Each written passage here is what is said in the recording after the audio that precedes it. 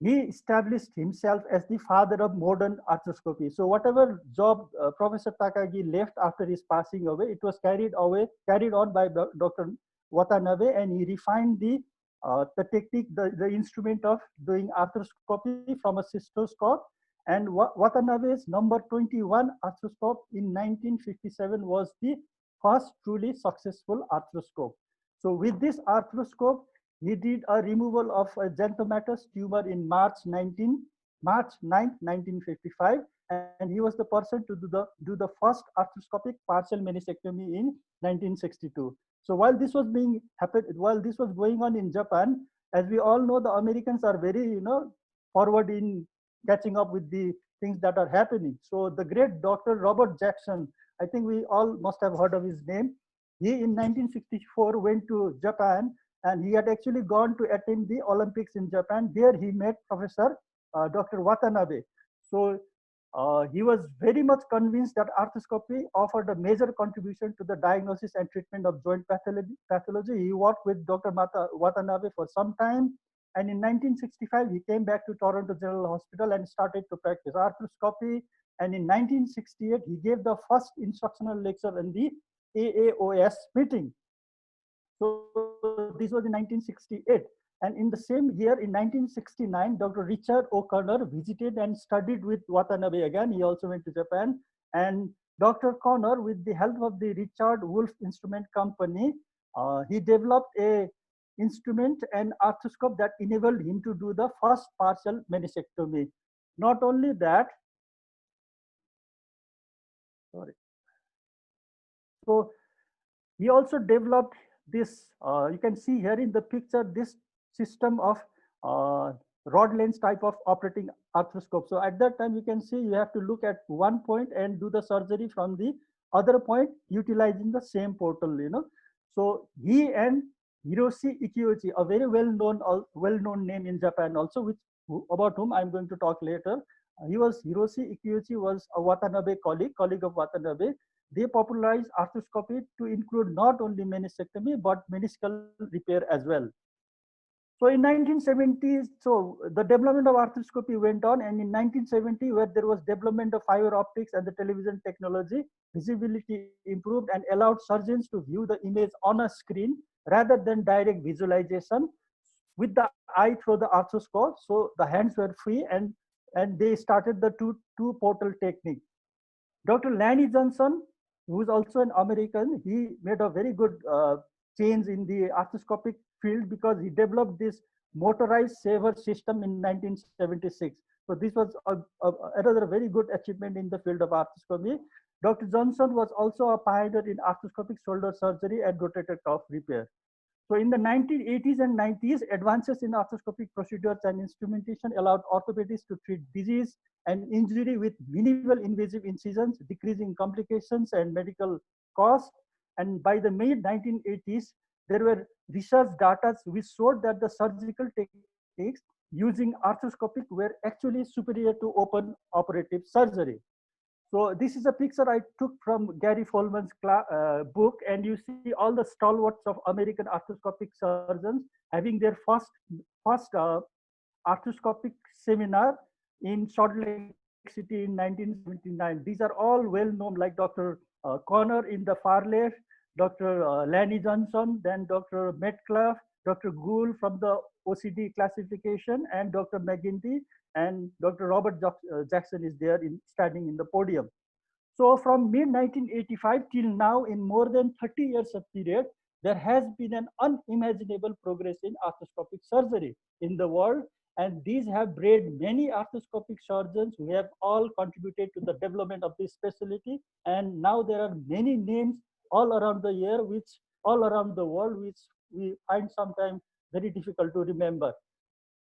So how did it affect the history of arthroscopy in Nepal? So in 1990, when I had just graduated, done my MBBS, I came to Bir Hospital to do some, finish up my internship, and I was working in the operating room with the anesthetist, and I found out Dr. Mahesh Prasad Srivastav, who is with us here, one of the consultants in Bir Hospital, was doing arthroscopy surgery there.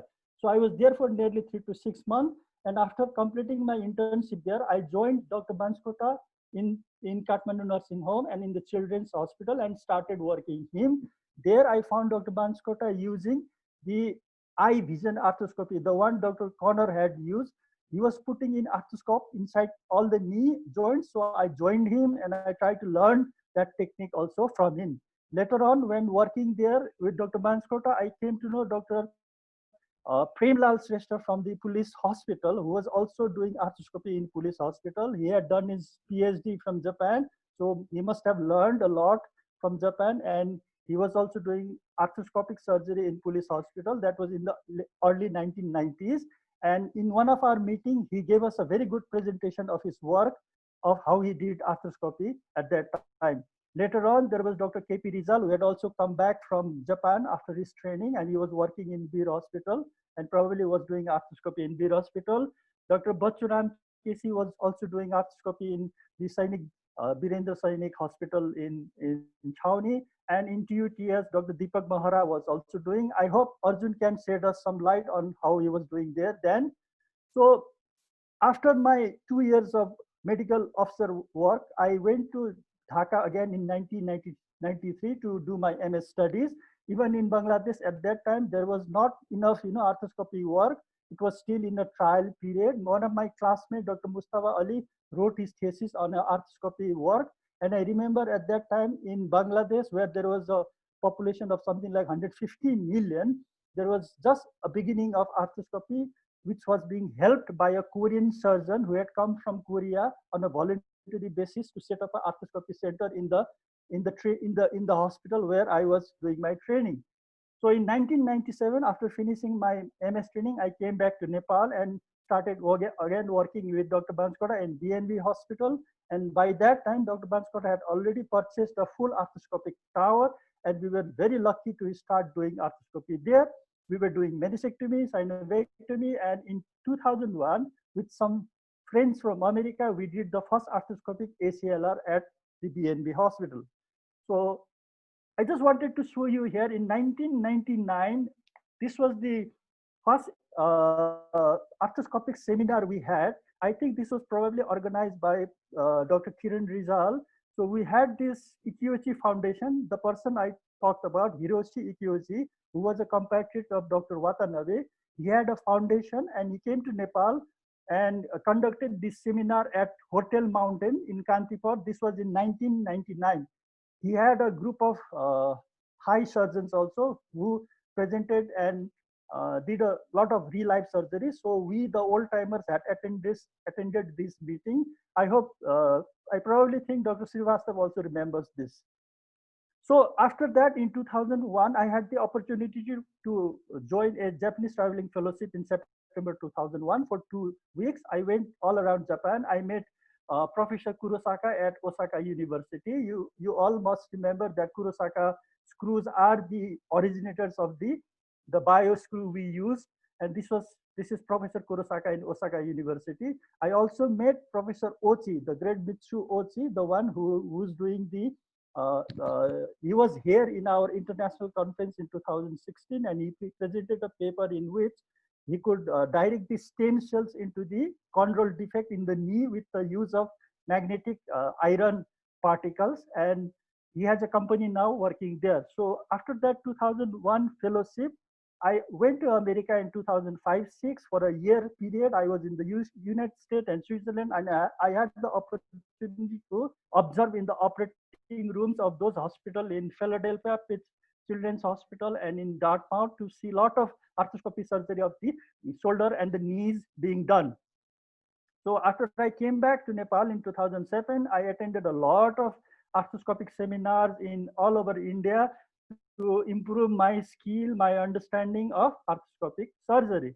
So I was doing that. Only it was somewhere around 2013 where younger guys like Amit and Nirav, who did an arthroscopic fellowship, came to Nepal, was practicing arthroscopy, and they came up with the idea of organizing some sort of society so we could work together and improve on the field of arthroscopy in Nepal. So here you can see Dr. Amit, Dr. Nirav, and I think this is Dr. Bista from Bir Hospital. he organized a first arthroscopy symposium in 2013. He had his colleague Dr. Bibek Pandey from Manipal to come in, and we had a 2-day seminar there. And Dr. Chandra Mishra, I think, also had done a fellowship then, and he was there to attend with that in that symposium. And we had all the prominent pioneers of arthroscopic surgeons there giving talks. Here you can see Dr. Banskota also giving a talk. And after that, when the noise of setting of a arthroscopic subcommittee was started, and in the Orthocon 2014 in Dharan in BTKHS, you see here Amit and Rupesh were very vital in conducting the first live surgery in Dharan. So after that,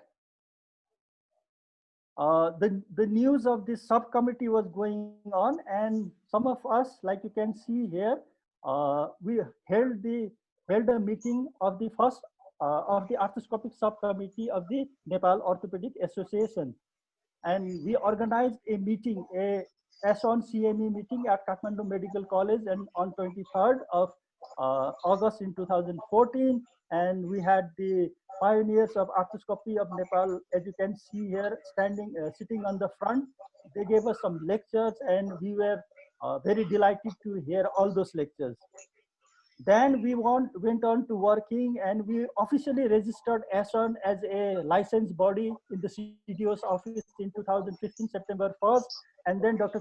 Chakra Pandey was the first president. We held the executive meeting, committee meeting every 1 month or so at Hotel Radisson. And then through the ASON, we started holding courses, and this was the first cadaveric course we held in March 2016. It was a 2-day course where the first day we spent giving lectures at Grande Hospital, and at TUTH with Dr. Arjun Lamichhane's initiative, we had a live cadaveric workshop. And at the same time, we had the honor of honoring all the pioneers of the arthroscopy in Nepal. You can see their photo here: Dr. Banskota, Dr. Srivastav, Dr. Premlal Srestha, Dr. Kiran Rizal, and Dr. Pachuram Kesi. So after that, in July 2016, as a part of Arthroscopic Society of Nepal, we held the first BNB knee course on 2nd July 2016. We had eminent speaker, the Dr. Jitendra Maheshwari as our external delegate, and we had a very nice meeting there. And in December 2016, under Dr. Chakra Pandey's leadership, we had our first international conference. It was a grand meeting. We had eminent surgeons from all around the world like this: Dr. Ramon Kagot from Spain, Dr. Pascal Gales from France, Dr. Latsilav, I think he was from Slovenia, and our dear old friend Bancha from Bangkok, and a lot of eminent personalities from India like Dr. Sachin, Dr. Pardiwal, Dr. Sachin, Dr. Pratik, and the present IS President Dr. IPS and Dr. Mittal. So after that, we had a seminar, basic knee symposium in Chitwan. This, unfortunately, I couldn't attend, but there were representatives of the ASON at that symposium. And after that, it was history. We had many meetings, like the second BNB knee course, the third BNB knee course, then the knee arthroscopic symposium in Dharan, then another arthroscopic workshop in Biratnagar, and the fourth BNB knee course in Budhanit Kantha at Park Village Resort, and finally the second ASON Con in Pulchok. So after I have taken up over as the president third term of the ASON, I hope I intend to continue with the history here, and which I think will be live. So with this short commentary, I am going to stop my presentation here, and I would like the moderator to take over and continue with the talks. Thank you for your attentive listening. Thank you very much, sir, for your wonderful presentation and highlighting upon how the arthroscopy grew up in the world and how we grew up in Nepal and how we are growing up. And I would like to request our chair and co-chair, if they have anything to tell upon or comment upon the presentation, to go on. And I would also like to request the participant to put on any question in the chat box so that I can deliver to the respective presenter after on. Thank you. Thank you, Dr. Ishor, for highlighting the history of arthroscopy in a global scenario as well as in the Nepal. As you mentioned, there were few of our seniors pioneered arthroscopy in Nepal. Among Sir, them, we cannot Dr. see you, sir. Mahesh Sir, we Srivastava cannot sir see is you. here. Yes? We cannot see you, sir. Okay. Okay.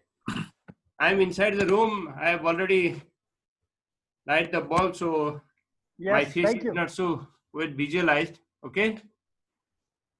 And among our pioneers in arthroscopy in Nepal, Dr. Mahesh Srivastava sir is here. Actually, including myself and our colleagues and juniors, they are not very much aware about who started first arthroscopy in Nepal. Even though it doesn't give much importance on this, but all credit goes to our seniors who started arthroscopy in Nepal.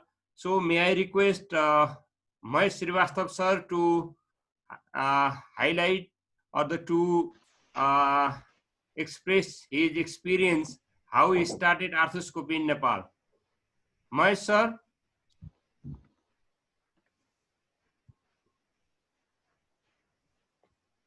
Mahesh sir, namaste.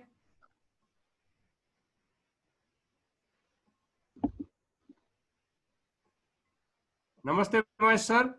Namaste.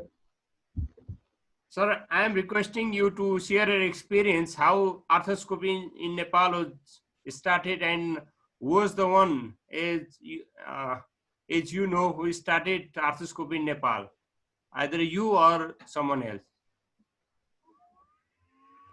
No, it's, can I say something? Yeah, yes, sir. Hello. Well, it was a very interesting history. So during the construction of OPD building of Veer Hospital, I was working there in the orthopedic department as a registrar.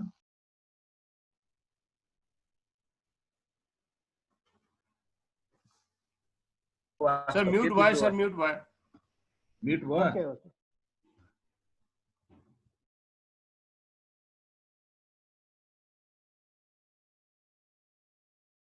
Unmute, sir. Thank you. Also. So 1987, I met one engineer from Agra, and he was the chief engineer of that constructed building. So I requested him to give some basic orthopedic implant, arthroscopic set. And after 3 months, I got the whole set. And I was working in a Veer Hospital. I was staying in Veer Hospital quarter. So he came to my quarter and he handed over to all the set. But unfortunate part was that I was not knowing ABCD of arthroscopy. So next, after 6 months, I went to All India Institute and I worked there in the orthopedic department for 3 months, and I just learned the basic technique of arthroscopy and came back and I started doing arthroscopy. But that time there was no set of television set, camera, everything. So I had to look through the list. So in that way, I started doing, and even I was not getting the support of anesthesia. So that time, then I started doing arthroscopy, basic arthroscopy in local anesthesia. In that way, I started, and later on, Dr. Basukala and other colleagues started doing arthroscopy in Nepal. So this was a brief history how the arthroscopy started in Nepal. Thank you. Thank you, sir. Thank you, sir, for your wonderful experience sharing. Now, I think we should move on with another presentation. I would like to request Dr. Bibek Basukala to come up with his presentation on Know Your Arthroscopic Instrument. Thank you. I'm going to share my screen. Okay.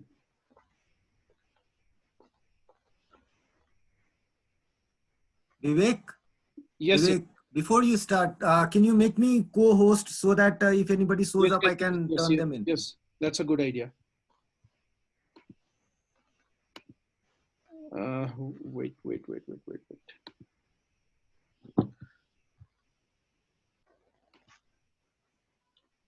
Make host. Now you are host.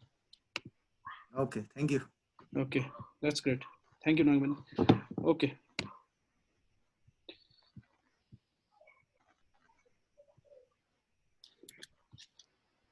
Make the co-host also, Bibek. Yes, yes, I have made it, sir. I have made it, sir.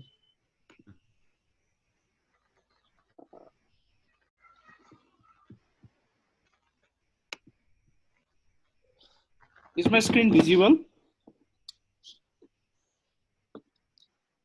Yes, it's visible. Yeah. Okay, so let me start with the basic webinar series of Arthroscopy Society of Nepal. Today I've been given to talk about the arthroscopy instrument, basic arthroscopy instrument. There are many arthroscopy instruments. The discussion of all of them is out of scope of this presentation. So I will be talking about the basic arthroscopy sets. Without this, which the arthroscopy is not possible. So imagine a condition when you are in front of the wall, you hear the sounds of something coming from behind the wall and you see nothing. The only way you can see is to demolish this wall and you can see this beautiful scenery. The open surgery in around the joints is very similar to this scenario. The skin, the muscles, and the subcutaneous tissue acts as a wall. Until and unless you demolish or you remove this wall, you cannot see into the, you cannot reach into the joint and do the surgery. But as we all know, open surgery is full of the multiple morbidities, like it may lead to postoperative stiffness. The tissue handling is not so proper in open surgery. Besides, the uh, the anatomy, real anatomy of various intra-articular structures is not vividly seen with the open surgery. So researchers and scientists have been searching for an alternative from very long, and accordingly, as our ASON president has already told, Dr. Kenji Takaji and Watanabe were the beginners, were the pioneers of the arthroscopy. What they did was, what they conceptualized was the keyhole surgery, from which they used to see the inside of the joint from the keyhole, the small holes made over the skin. And this was the history of the arthroscopic surgery. The surgeon used to put his eye over the eyepiece, and this was very, very operator dependent. So let's talk about the modern arthroscopy now. To start, before starting the basic instruments about the arthroscopy, let's talk about basic principles of arthroscopy. While doing arthroscopy, we must always put the image vertical. That means if you are doing arthroscopy of the knee joint, always put femoral condyle at the top and tibia down. That is the anatomical position. And we must always remember that lenses of the arthroscope are in our angle, so you are not seeing straight forward. And vision is always opposite to the direction of the light source in this scope, and rotation of the light source itself changes the vision. And never go too near to the target, stay at the optimal distance. This is the video I want to show. If you go very near to the structure, for example, in this paper, if you are going very near, we cannot read what is written over there. So we have to stay at the optimal distance for good arthroscopy view. And the arrow-like shape that is moving is the vision where we are looking. So the rotation of this light source can aid in creating the vision in 360 degree. So this going near and going at the remaining optimal distance can be compared with this very old famous story of an elephant seen by the blind people, which we all must have heard during our childhood. If we go very near, it's just like the characterization of elephant as a wall, rope, or a tree. So similarly, if you go very near to the condyle, you will see nothing. So you should remain at the optimal distance for a good arthroscopic vision. So advantages, we all know. The advantage of arthroscopy is less pain with more gain, and disadvantage is a steep learning curve. This is the basic setup of arthroscopy of the knee joint. So like arthroscopic surgery is no different than the open surgery. As in open surgery, we need good eyes. And eyes, the function of eyes is done by the arthroscope and the camera. The second, what we need is good surgical hands and fingers. And this is replaced in arthroscopy by the arthroscopic probes. And without various instruments, surgical instruments, any surgery is not possible. And there are arthroscopic variant of all of the surgical instruments that are available for open surgeries. So one of the very important thing what we should know is we do arthroscopy in the liquid media. The liquid media may be ionic or non-ionic. The liquid media helps in distension of joint, helps in hemostasis, helps in giving good vision. Various types of medias has been used, like ionic solutions like normal saline, Ringer's lactate, and non-ionic solution like mannitol and sorbitol. There has been search for an ideal irrigation fluid, and the search has not been over till yet. But the best arthroscopic irrigation fluid till date has been Ringer's lactate, according to this paper. And likewise, the irrigation system, the inflow and outflow system of this irrigation fluid, there are two types. One is the gravity assisted, another is arthropump assisted. Uh, the gravity assisted is very much feasible in the country like ours. The basis, the principle behind gravity assisted the irrigation system is for each foot of elevation above the level of joint, the 22 millimeter of mercury is the pressure of 22 millimeter as a mercury is gained. For, as we all know, knee and shoulder requires almost about 66 to 88 millimeter of mercury pressure, and elbow and ankle requires 40 to 60 millimeter mercury pressure. So if you are going to do surgery around the knee joint, you have to elevate the fluid at least about 4 feet so that you will get good irrigation system. And there has been papers which compared the irrigation system, two types of irrigation system, and what they concluded was the arthropumps did not outperform the gravity infusion if you rightly do it. Likewise, with the use of arthropump, there has been many complications like fluid retention, and even the use of arthropump during hip arthroscopy has led to abdominal compartment syndrome. So another thing, the heart of the arthroscopy surgery is the arthroscope. And arthroscope has various optical characteristics, namely the angle of inclination, the field of view, and diameter of scope. The field of view and diameter of scope and field of view and angle of inclination are mutually inclusive. And all of these combine to form the optical characteristic of that particular scope. The diameter of scope, as the diameter of scope increases, the field of view increases, as shown in this picture. The normally used arthroscope ranges from 1.7 to 7 millimeter. 4 millimeter is most common size. And we use 1.9 to 2.7 millimeter scope for small joints. It has been proved that 1.9 millimeter scope has 65-degree field of view, 2.7 millimeter scope has 90-degree field of view, and 4 millimeter scope has 150 degrees field of view. And the field of view also depends upon the angle of inclination of the arthroscope, and the angle of inclination may range from 0 to 120 degree, and most commonly used 130 and 70 degree scopes. The field of view also changes with the angle of inclination. For example, in 0-degree scope, we can see here a circle, which is the field of view.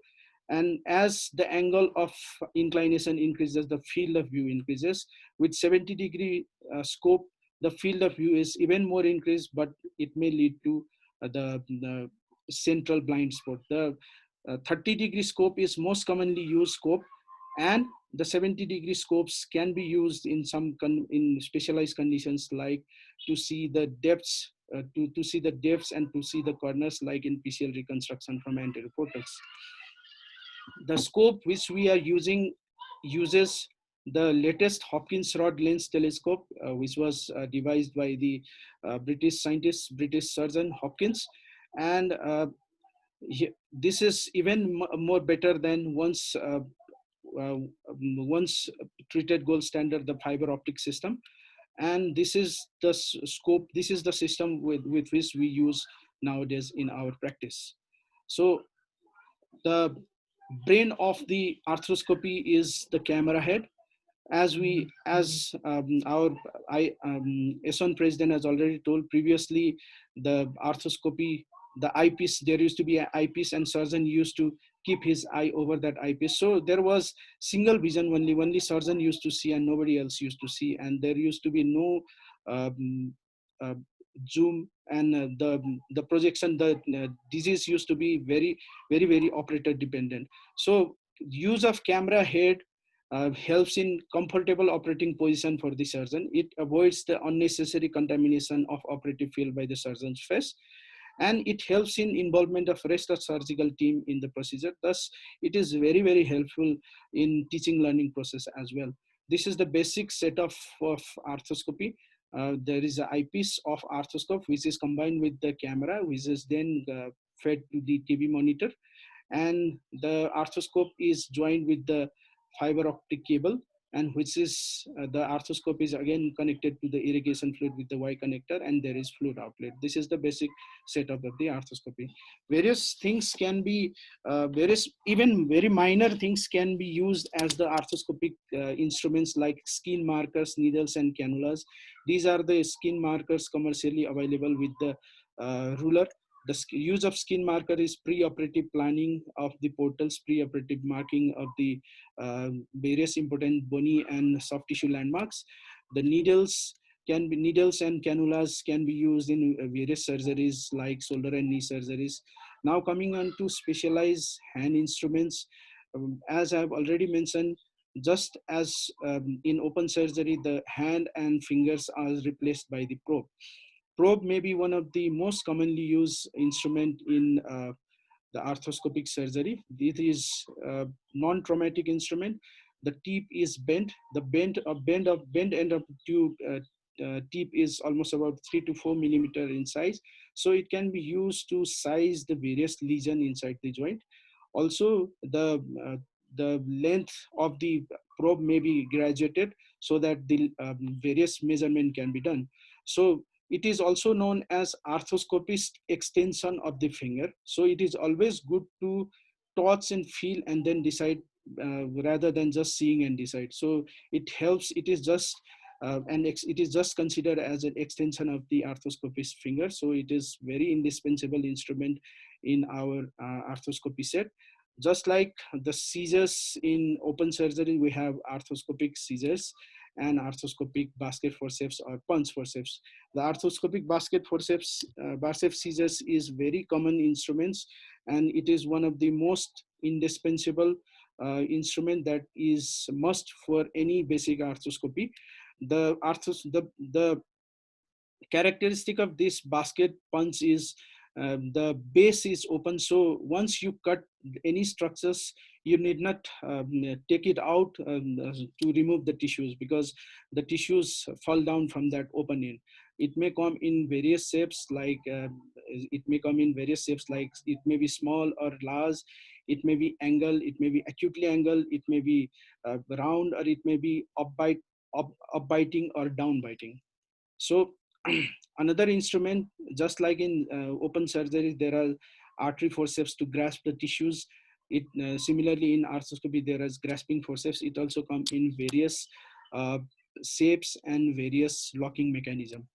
So another this is the cautery system used in open surgery, which is very indispensable, which is very useful for open surgery. Similarly, this cautery system is replaced in arthroscopy by the radio frequency system, and radio frequency has the wand and the console. The wand at the tip contains the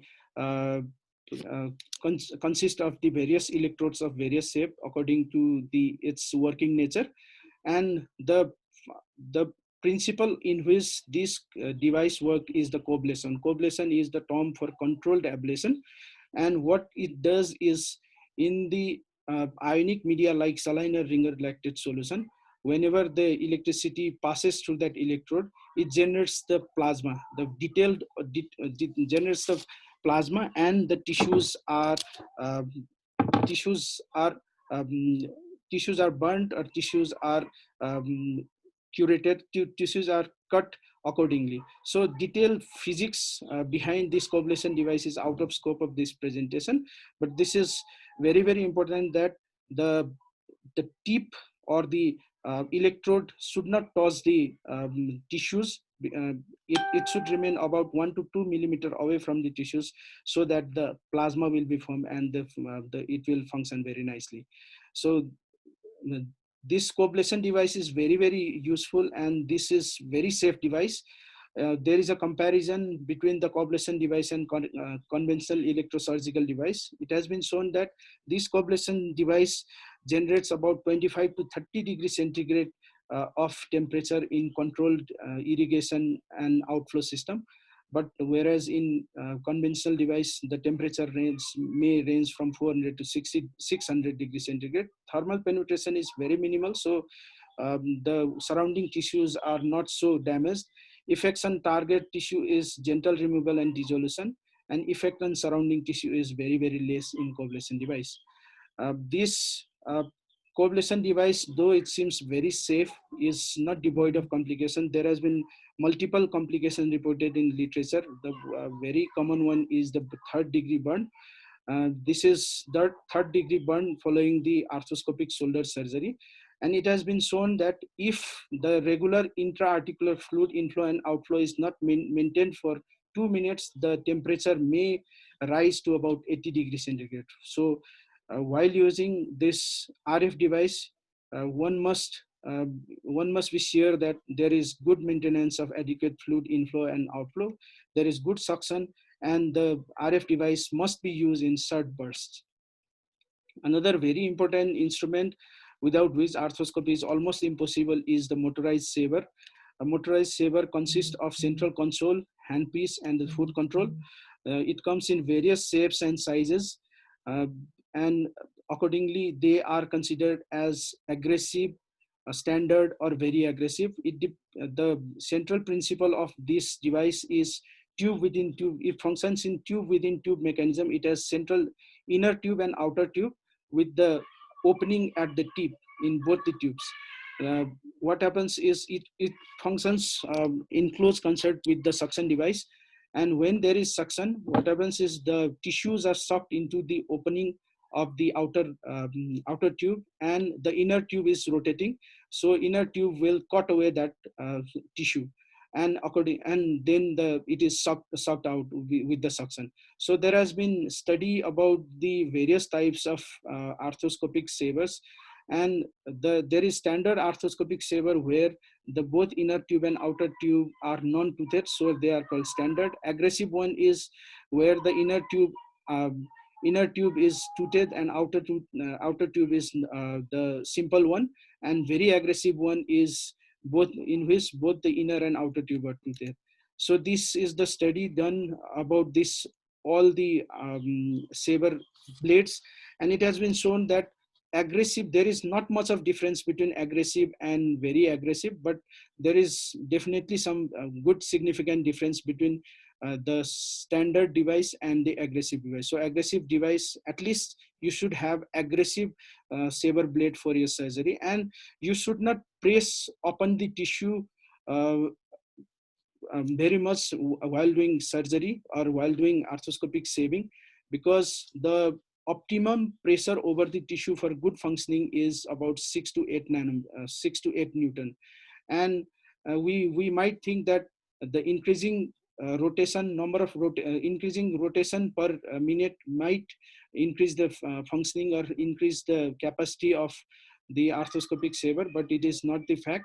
The optimal rotation per minute of the shaver to function very nicely is around 2000 to 2500 revolutions per minute. And again, this study also studied about the use of arthroscopic shaver upon tendon and bone, and this is the study of those toothed structure, microscopic view of this tooth structure, and it has been shown that even with single use, there is some aberration in the toothed structure in these arthroscopic shaver, and the aberration is even more when it is used for shaving the bones. And we, as we are developing countries, we usually use the reprocessed arthroscopic saver blades. And there has been study about the use of arthroscopic saver blades, and it has shown that 48% had detectable levels of protein and 63% had detectable level of nucleic acid. Also damage of wear and tears as shown by previous paper, and meniscus cord or cord of any structures is not smoother, they are rougher as compared to the newer device. So as far as possible, the reprocessing of arthroscopic saver is not so theoretically good thing, but this is very costly instrument, so that's why we have no other choice. This is arthroscopic picture where the use of all the instruments has been shown. This is the flap tear that has gone into posterior medial compartment. We probed it, we brought into anterior compartment. Now we are cutting with the arthroscopic, this is the punch. Then we tried to pull it out with the arthroscopic grasper. So it was not coming. Now we again inserted the grasper, use the punch again. Now we are saving. So saving. So this is our final result. And now we need some trimming of the edges. We need saver. We use saver and this RF device for final trimming of this meniscus. So these are the basic arthroscopic instruments that is almost always required to do arthroscopy safely. So this is not an end. There are endless arthroscopic instruments. There are procedure-specific arthroscopic instruments. There are various implants that can be used in arthroscopy surgery. So this is not an end of the about lectures. This is not the end of arthroscopy instrument, but all of them is not out of scope of this lecture. So thank you so much. Thank you for your kind attention. Thank you, Bibek, for your wonderful and extensive presentation upon the basic arthroscopic instrument, and especially focusing more upon the saving device and those coblation devices. Though those coblation device and the arthro pumps may not be available in each and every setup where we work, but still it is very good if you have all of this. So I'd like to request Dr. Arjun, Dr. Chandra to put on any questions to our presenter or any other participant. Thank you. Thank you, Dr. Bibek, Sure.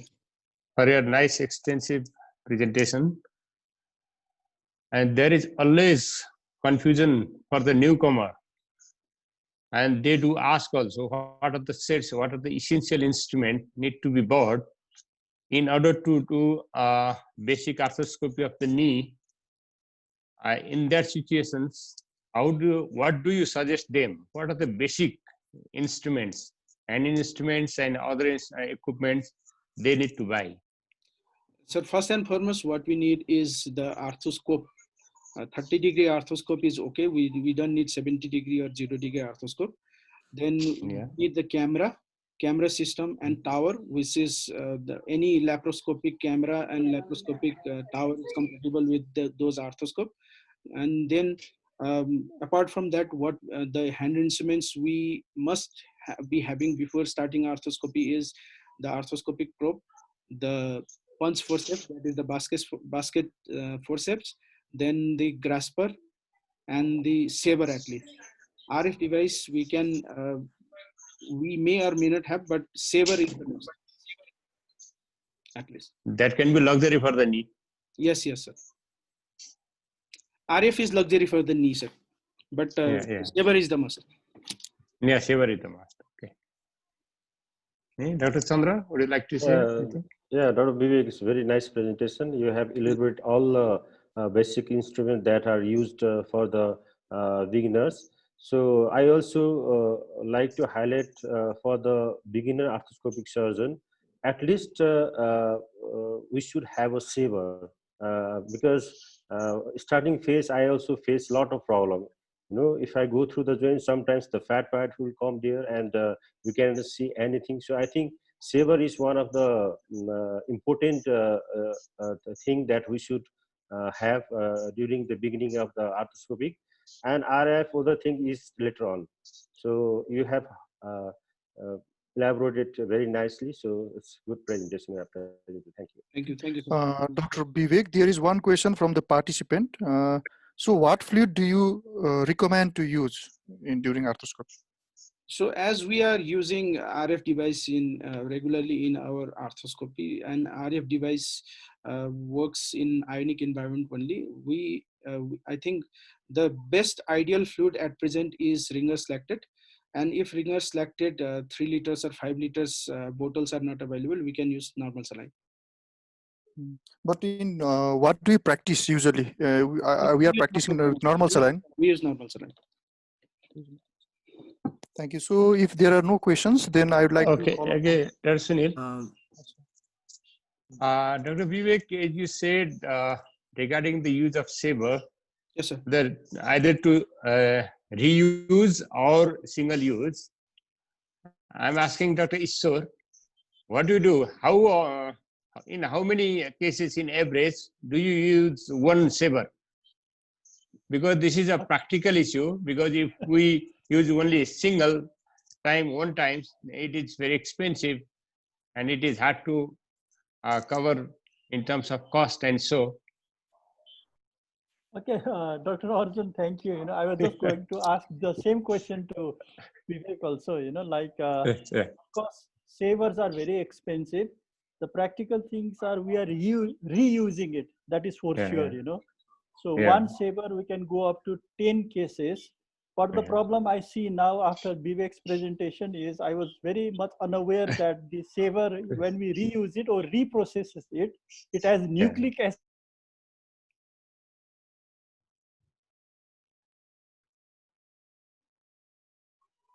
Like some kind of disinfectant, or surely we cannot autoclave or, do a plasma there for the sharp instrument.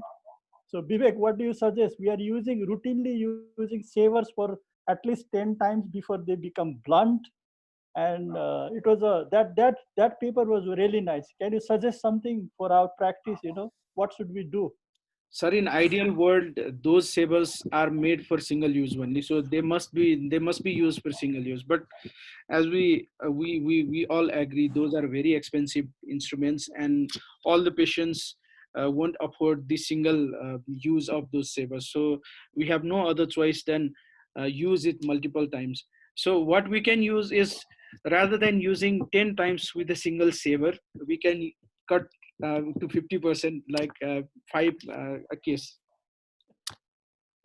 So can I ask the senior people here, like anybody, what are their practice? I probably think it is the same, but is there any suggestion, that we can get away with this problem? I'm fearing a lot after looking up at Bibek's that article, which says that there are proteins and nucleic acid still there. So what do you think, Arjun? What do you think? What are you doing?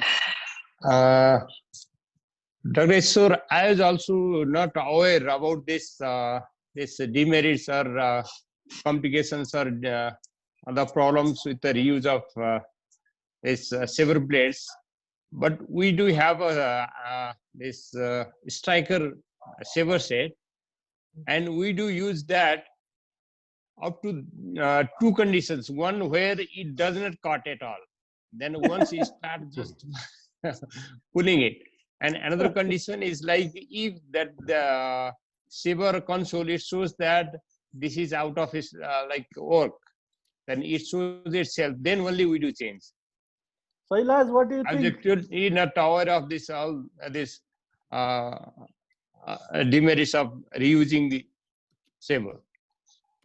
I think we don't have an option here, because any hollow instrument, which is well known, that's why hollow needles, the suture needles in the skin, were converted into solid needles, because hollow is always a problem. Any instrument that is hollow is a problem.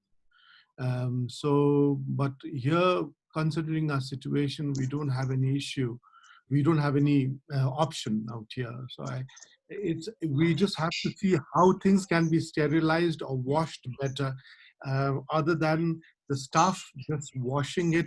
And is there any other, we have to look up literature, I guess, if people have done it in other third world countries, how they've got a protocol to wash that.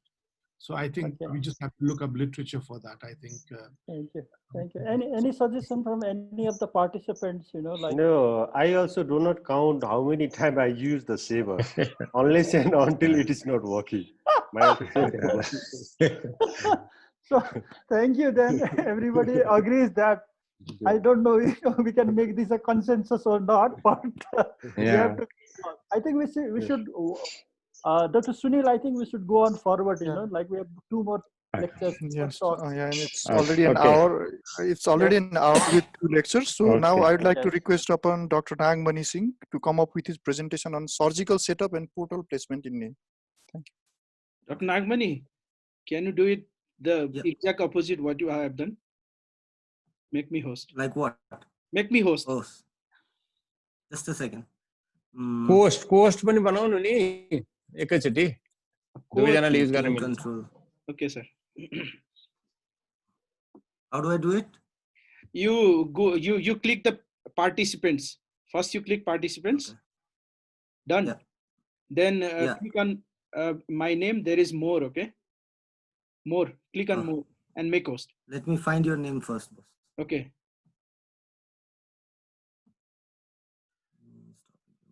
Okay. Done. Okay. Okay. Thank you. I'm host now. Good evening, everyone. Am I visible? My screen is visible, sir? You are visible. Yeah. Yeah, Yes, you are yes, visible, yes. audible. Please continue, Nagmani. Yep. So,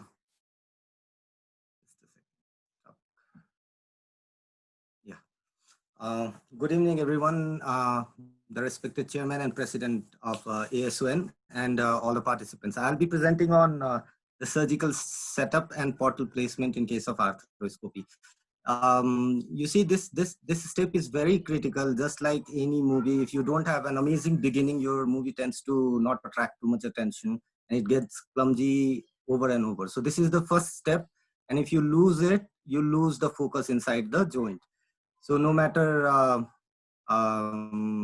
whatever you do, but the portals have to be adequately placed. That's the basic thing which we'll be talking about.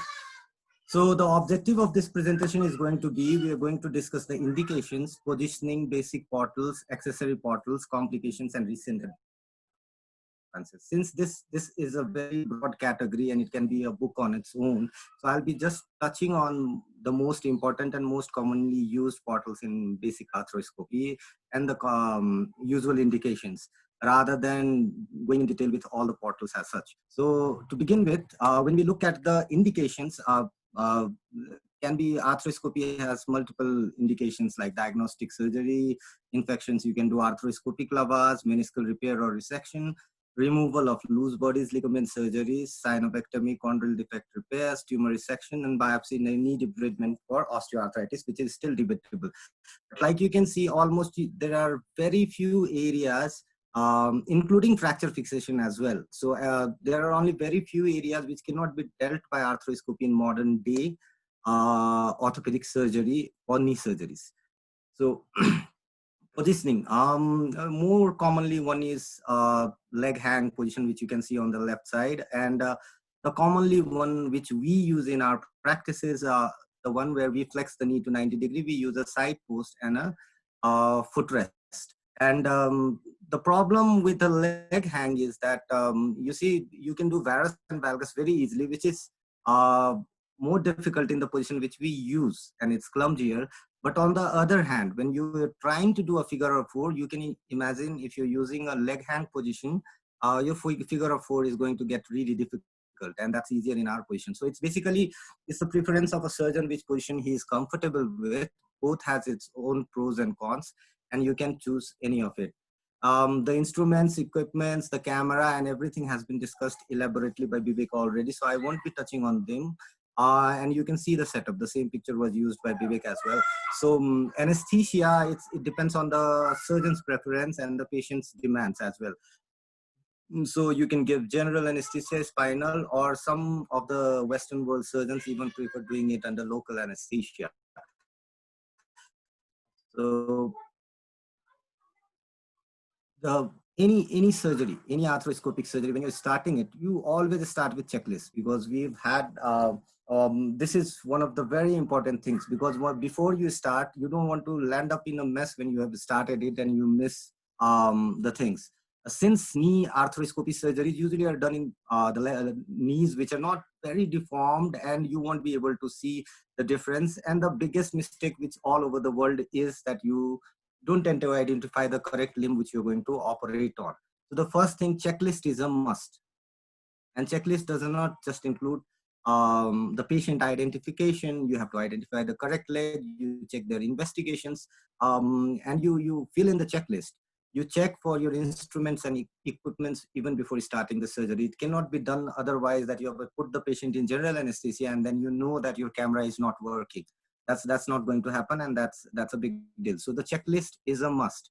Then antibiotic pre-op has been given or not, monitor and camera functions have to be tested, and your tourniquet has to be used. Most of the surgeons still prefer to use tourniquet, whereas some of them have started doing it without tourniquet with the advent of arthroscopic pumps and all.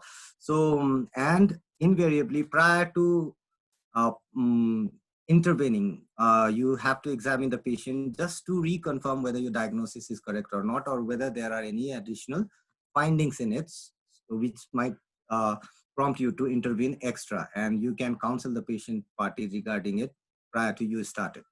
The checklist is a must. Now we move on straight ahead to the portals. Portals, you'll have to identify the landmarks. As you've seen, landmarks, why do you need to identify? You have to identify the tibial tuberosity, patellar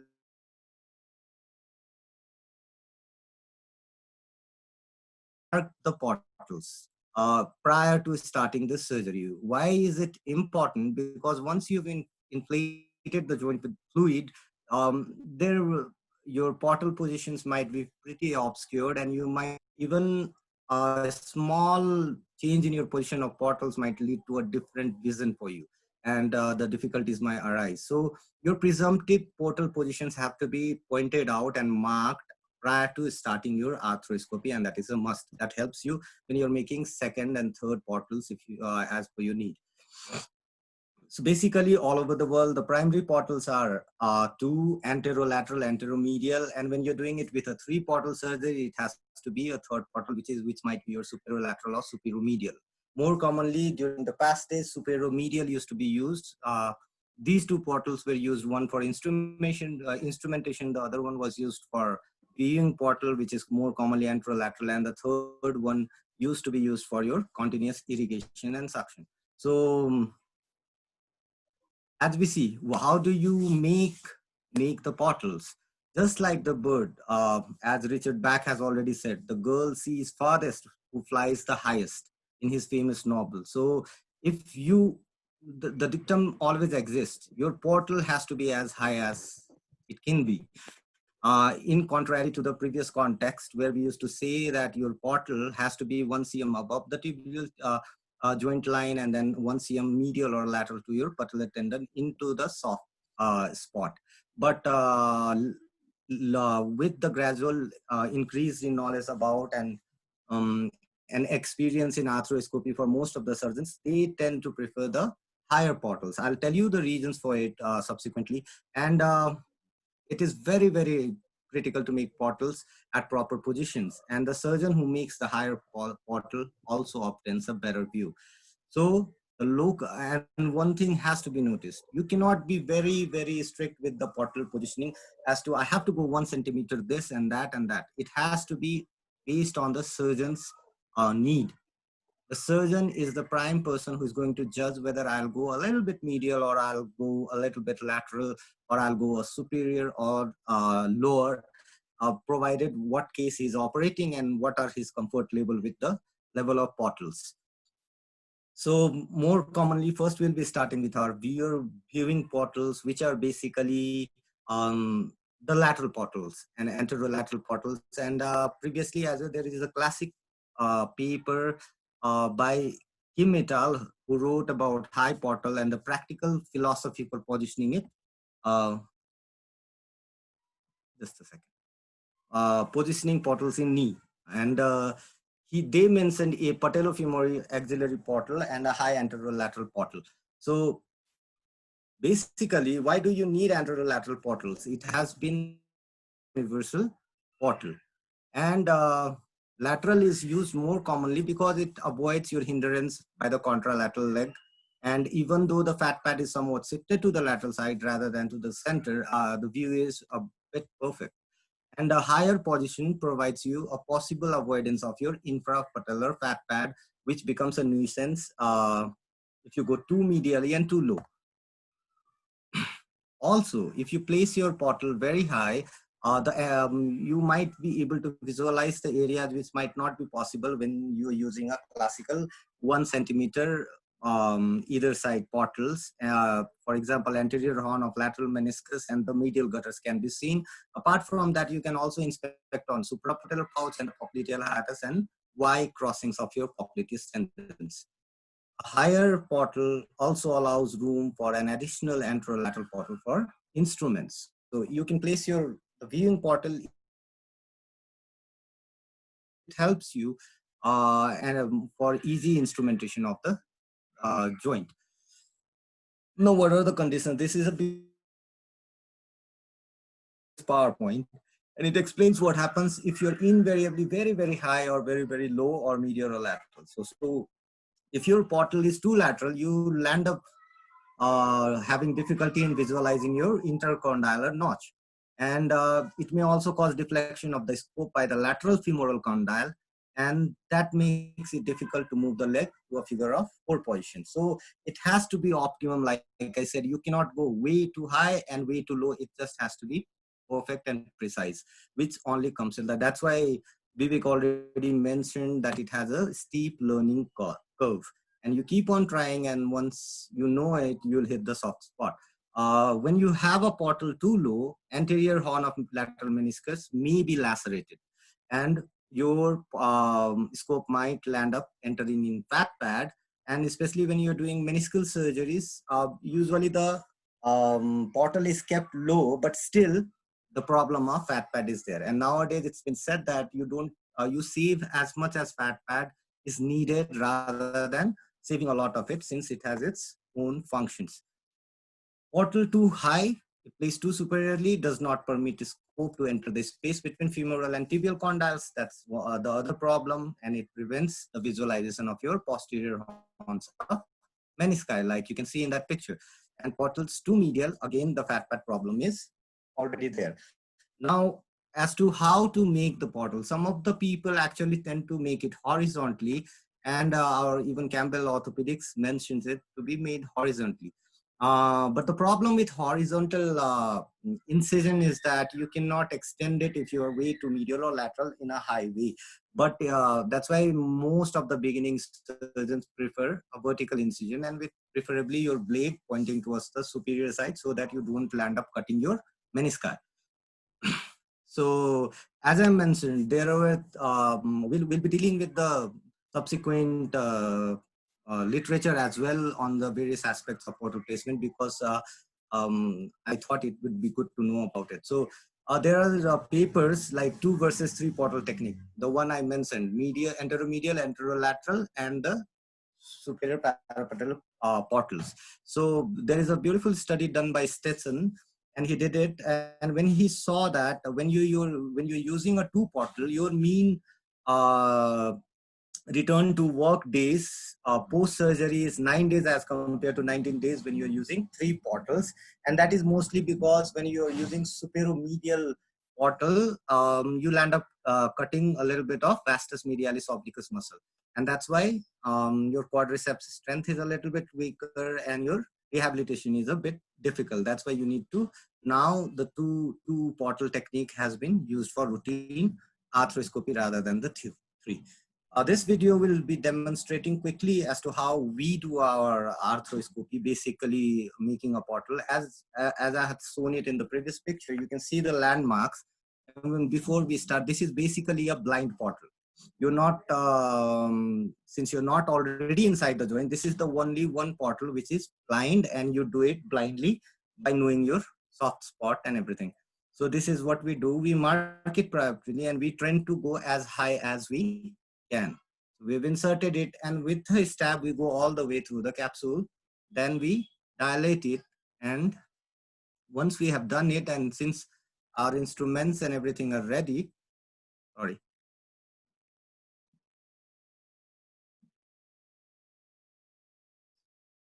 So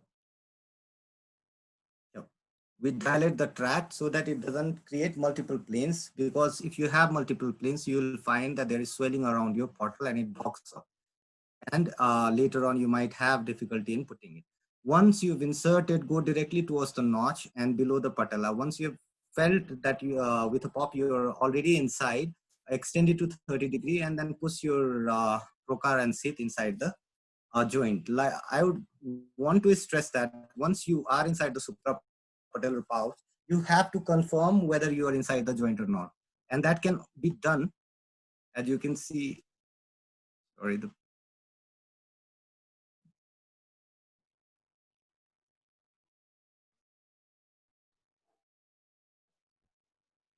once we are inside the joint, you can see we are moving it to and fro. That is to check if there is no free movement inside your suprapatellar pouch. That means that you are not inside the joint and you have a high chance of landing outside. Once you're done inside that, you open the fluid and you let the swelling pop up inside your suprapatellar pouch. If the suprapatellar pouch swells up, that means you're inside the joint. That's your viewing portal. Once you're inside, that's when you put in your camera. The other portal, which is the primary instrumental portal, which can be used as a viewing portal alternately when you're working on the lateral side with the instrumentation, and when it is difficult to reach from the medial side. And I'll be showing you a low, and this can be done once you're inside with a viewing portal. It can always be guided as to where you're intending. This was a case of ACL deficiency, and we made a low medial portal, and it has to be done. First, you pierce with needle, and once you've confirmed your position, you make a stab incision under visual guidance so that you're not damaging anything inside. Talking about literature, you see medial portal, paramedial portal. I found an interesting paper on it, and it says that a Y sign can be seen towards your anteromedial portal, according to this paper, and that is made by the veins. As you can see very beautifully, that there is a vein which has been making a Y shape, and the light which you're finding it, that's the place. So when you're making a medial portal, tend to stay as close to your joint line, close to the patellar line and above the tibia, and that's where you make your anteromedial portal. Now, accessory portals, those were the two portals which were very necessary for most of the basic arthroscopy. These are some of the portals which we'll be discussing, and we nowadays, a lot of surgeons in Nepal have started doing this, so it's better to get acquainted to all of this a little bit. And the more commonly ones used in posterior compartment interventions or PCL surgeries are posterior medial and posterior lateral portals. Then there is a Gilchrist portal or transpatellar portal, and then there are far medial and far lateral and proximal superomedial or superolateral portals. As you can see, these are your accessory portals which we were marked in this case already. So we start with posterolateral portal. As you can see, there is a marking, and this is your posterolateral portal which we made already, because once the joint is inflated, you can already see the soft spot. And that will be around that mark point. This, as I have already mentioned, it can be done used for a variety of surgeries. And the typical one is a transeptal portal, which you're seeing it on the left side. Now the septum is very, very close to your popliteal artery, as you can see in figure A.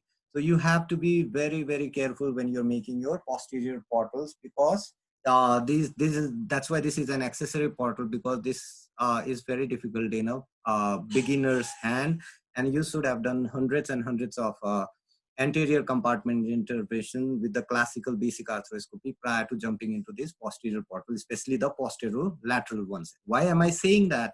Because there are several articles which tells you that several structures are at risk when you're intervening inside your posterior compartment. Also, the safety zone is very, very less when you're making posterior portals. Now, when you look at the medial side, there was this study where you did you can see that the posterior medial knee arthroscopic portal and a safety zone has been identified.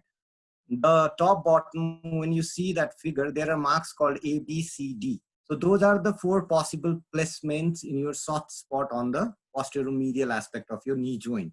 And a cadaveric study was done. And when you look at it, when they dissected it after placing the portals, the 4 portals, they pierced through the gastrocnemius tendon. And when you look inside the joint, that's the mark which has been marked by the black lines. That's your safety zone where your portal should be. And it's preferentially you use 1 portal, and if you need to intervene with 2 portals, maximum of 2 portals is advised rather than going on with all the 4 portals for the fear of damaging the sural nerve, saphenous nerve, sorry. So that's your safety zone. Transeptal portal, like I have already discussed, this paper actually tells you it's very, very in close proximity to the popliteal artery according to cadaveric study. And once you have gone through the transeptal portal, you can see the transeptal noted on the with a saver on that. But once with the angio, and you see how close your switching stick is to the artery. And that's why you have to be very, very cautious when you're intervening inside your posterior part. Inflection, remember at 90 degrees, the popliteal artery tends to fall back a little bit, and that's average distance is 12 mm plus minus 3.3 mm. Whereas in extensor, when you do it, it's very, very close, that is 9 mm, and that is less than a cm. So it's advised that you make these portals in 90 degree. There is another paper which has showed about the relationship, and I will not be discussing. If you need, I can post all these articles. And it clearly mentions that 90 degrees is the position of choice for establishing your posterior portals and transeptal arthroscopic portals. 120-degree knee flexion can also be used to establish your posterior medial and transeptal portals, but it is unsafe to create posterolateral portal. So either not going to the extremes, like 30 degrees is not indicated because your popliteal artery tends to come very, very near to your portals. And that's why it might be damaged. So don't go to the extremes, neither 120, neither 30, and 90 is the best one which you can choose to make your portals. Lateral, posterolateral is a bit tricky because your space is very narrow, your soft spot is very narrow, and you can see the marking according to the paper by Dilworth. It's exactly between the biceps femoris and the iliotibial band, and there you'll find A and B soft spots. So those are 2 portals which you can use, and as compared to the medial side, you can still use 2 portals on the lateral side, which can be accessory portal B and a primary portal A, if you just want to intervene from the posterior side rather than touching from the anterior side. So one of the techniques which we use to create, since there is a lot of confusion because transeptal might land up, your joystick might land up bursting your popliteal artery or damaging it. It has to be done under vision. And since the papers I have mentioned these portals to be made on a separate basis also. So we do practice that in our technique rather than going through a transeptal with a joystick. So we make our posterior medial and posterior lateral portals under vision through the soft spot which we had previously marked. So I'll be showing you a video. These are for your posterior medial and posterior lateral. The first one which you're seeing is a posterior lateral portal, and this was a case of multi-ligament injury. And as you can see, we went in with a guide wire just to confirm our position, and then we stabbed it, and then we inserted a Husinger or Seldinger rod, which we say, and over that mounted a dilator, and then inserted our cannula. Just to secure our movements rather than leaving it just like that. This is completely under vision, so your chances of damaging it is very less. And as mentioned in the paper, that's your capsular fold which you're seeing. and you have to stay around this area. You can see the condyle, right? And this line is your capsular fold. So this, the black line which I had mentioned, just moves around this capsular fold and it comes down in this way. So this is your safe zone, as you can see, and your chances of damaging the sural nerve is pretty less when you're doing it. So the process is repeated. Now far medial and far lateral portals, those are transpatellar portals. You can go on either side of the midpoint of patella, and your viewing has been mentioned as when you have to see everything inside your anterior compartment. These portals are used in a lot of things like irrigation, arthrolysis. We use it very commonly. Anterior compartment visualization, as in MPFL tears and all, when we have to ascertain whether the piece of cartilage has been lost to treat chondromalacia and on the central area of articular surface of patella. So one of the cases where we used, I'll give you an example. That's your suprapatellar pouch, as you can see. And we are making this under a vision also, and we are making a superolateral or a lateral portal, far lateral portal. And as you can see, there is an cartilage fibrillation around the patella. So that's how we reach, and first we ascertain whether we are able to reach to that point with our needle or not. Gilchrist portal, not very commonly used nowadays because of your more surgeons trying to picket a high adjacent patellar tendon portals. The chances of you landing up with a Gilchrist portal is very, very less. However, some of the eminent surgeons still practice it. The portal is usually pressed, as we can show you in this mark. It's a central tendon, patellar tendon portal. You don't use it when you're using a patellar tendon BPTB graft, or even this is a portal you make it after you've harvested hamstring or any other grafts. So this portal is basically located 1 cm and inferior to the lower pole of patella in the center. And this is mostly used for your ACL reconstruction procedures and to visualize your posterior medial or posterior lateral compartments. And the reconstruction procedures, as in locating your tunnels, this is one of the best portals to do it. However, as you can see with the marks, anteromedial and anterolateral portals which we use are very, very close to the patella and slightly superior. That gives you equally good vision as Gilchrist portal. So it's getting out of use. Talking about some recent update, now we talked about 3 portal versus 2 portal, and there is a recent technique which is being popularized by Cooper. He has already done above 700 cases of single portal knee arthroscopy. This is how I feel the arthroscopy is going to move from 3 to 2, and now it's going to move to 1 in many of the cases. What they did was they collaborated with a Stryker and they invented a 1 portal knee arthroscopy. As you can see in the figure, there are 2 ports inside the figure A. So one is for your scope and the other one is for your flexible savers. Now, they published this in Arthroscopy Technique in 2016, and it's been mentioned in detail around that part.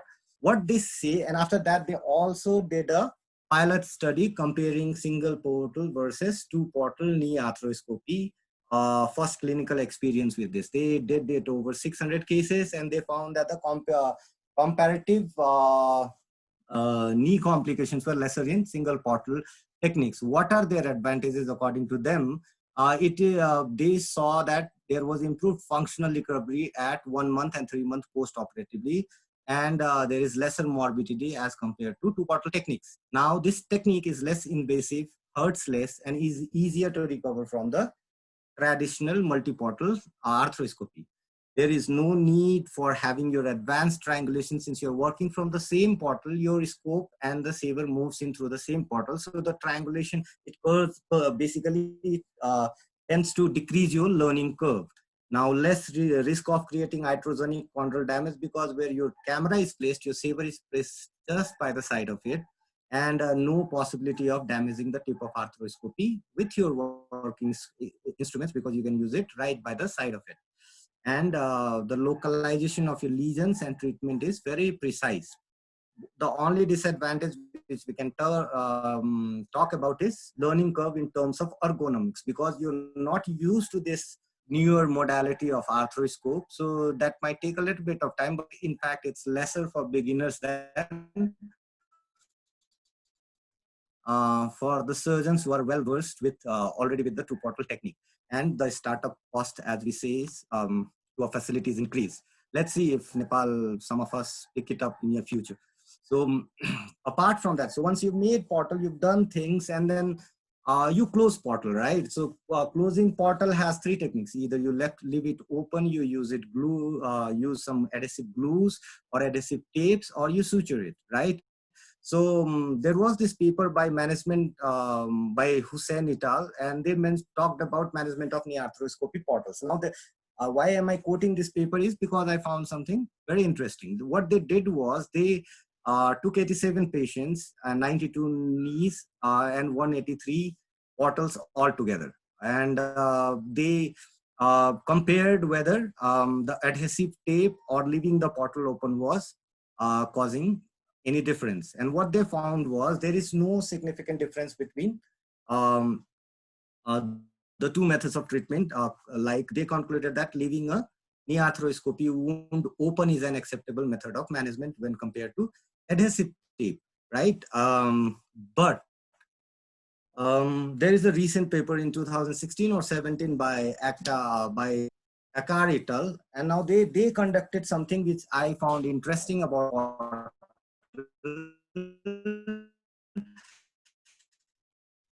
And I think a lot of surgeons, when they do a lot of cases of arthroscopy, they tend to realize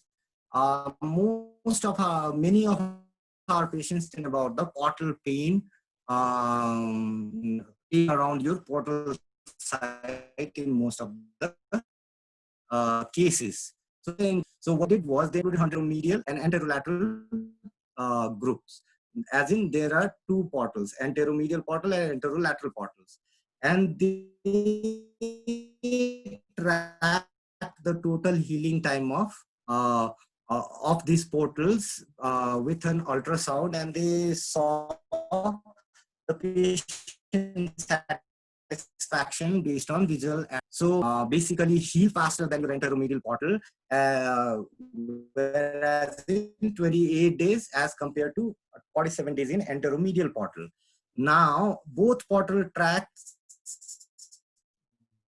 delayed closure is the potential for your and chronic anterior points. We look at our patients post-op after 2 months or 3 months, we find some of them complaining pain around their portal tracts, and we tend to just write it off saying that it's nothing, it will heal over time. But basically, this might be the pathology, that is, there is inadequate healing of your portals. So what they advise is you should use portal tract ultrasonography in persistent post-operative subacute or chronic anterior knee tenderness. As you can see in this picture, PT means your portal tract. So you can see that black shadow, that is your inadequate healing. FC is femoral condyle, TP is your tibial plateau, and ST is your subcutaneous tissue. So you can see the subcutaneous tissue and the skin has healed, but your portal tends to remain open and communicating to the joint. That's called inadequate healing.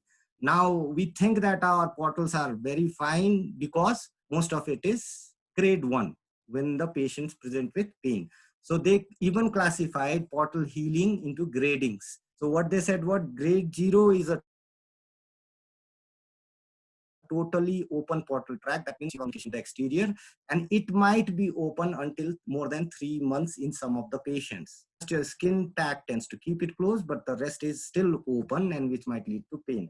However, most of the patients come with subacute pain or chronic pain in a partial portal tract healing. Okay, so most of our patients with subacute pain will have a grade 1 portal healing. Grade 2 is subtotal with less amount of tenderness, and grade 3 is completely healed portal, which is commonly found in most of our patients. So this is one thing which I found really interesting. And so apart from that, since we've discussed most of recent advances and everything regarding pulse, I would like to come to complications. Arthroscopy, like any other surgery, is not free of complications. When you're making it in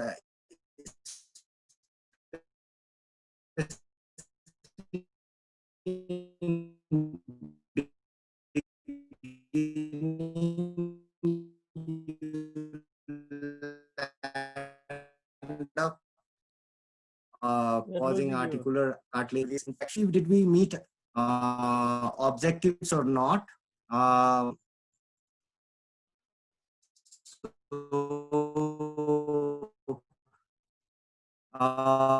We discussed the indications, we talked about positioning. So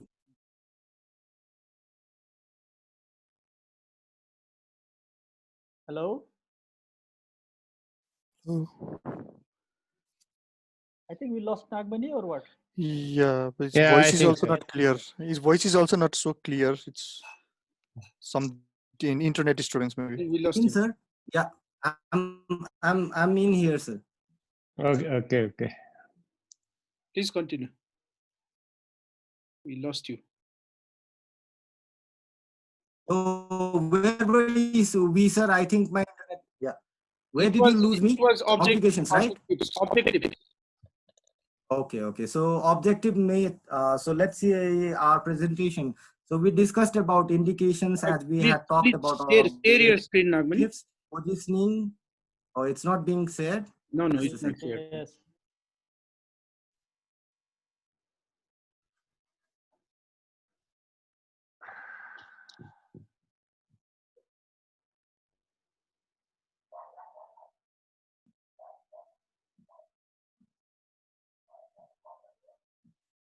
Okay. Yes. Is it there? Yeah. Okay. It's there. So just a second.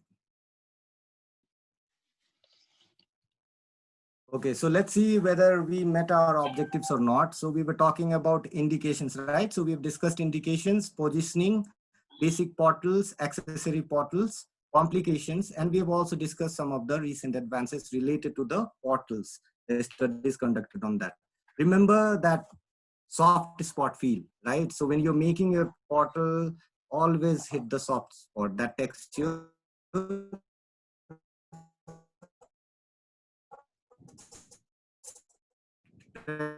away just like a stress ball. So that's all from me, sir. Thank you. And I kept that run just to you. Thank you, everyone.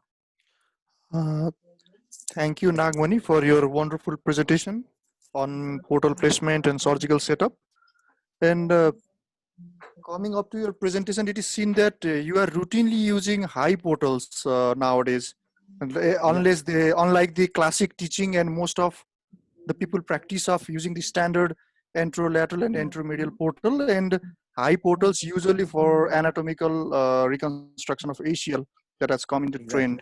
So I'd like to request our senior source to ask to clear any doubts or to raise questions upon Nagmani, please.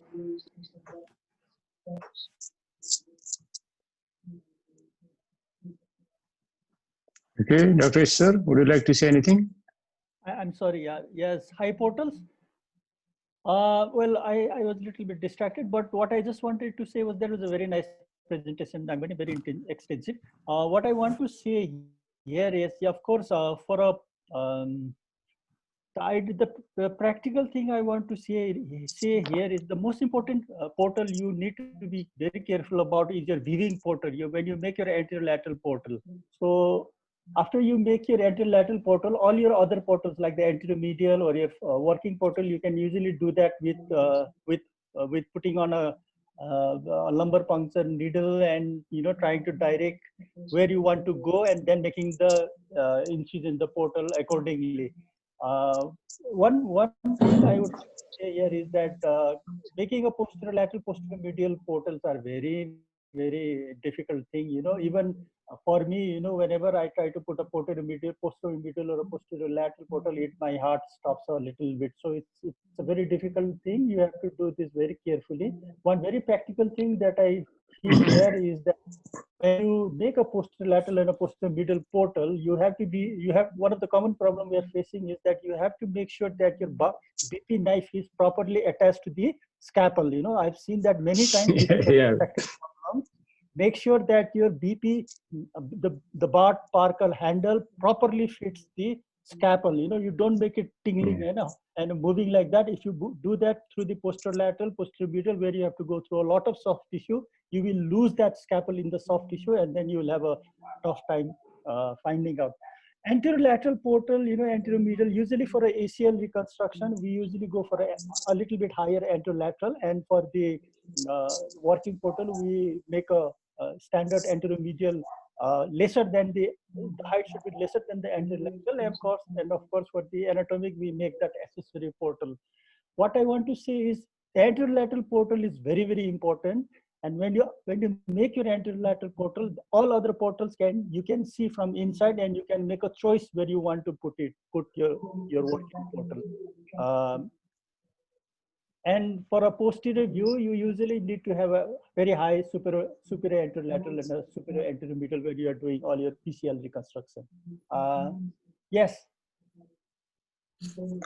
Okay, thank you, Nagmani. Very good presentation. You sir. explained, you elaborated all the classic and the recent trend in portal placement.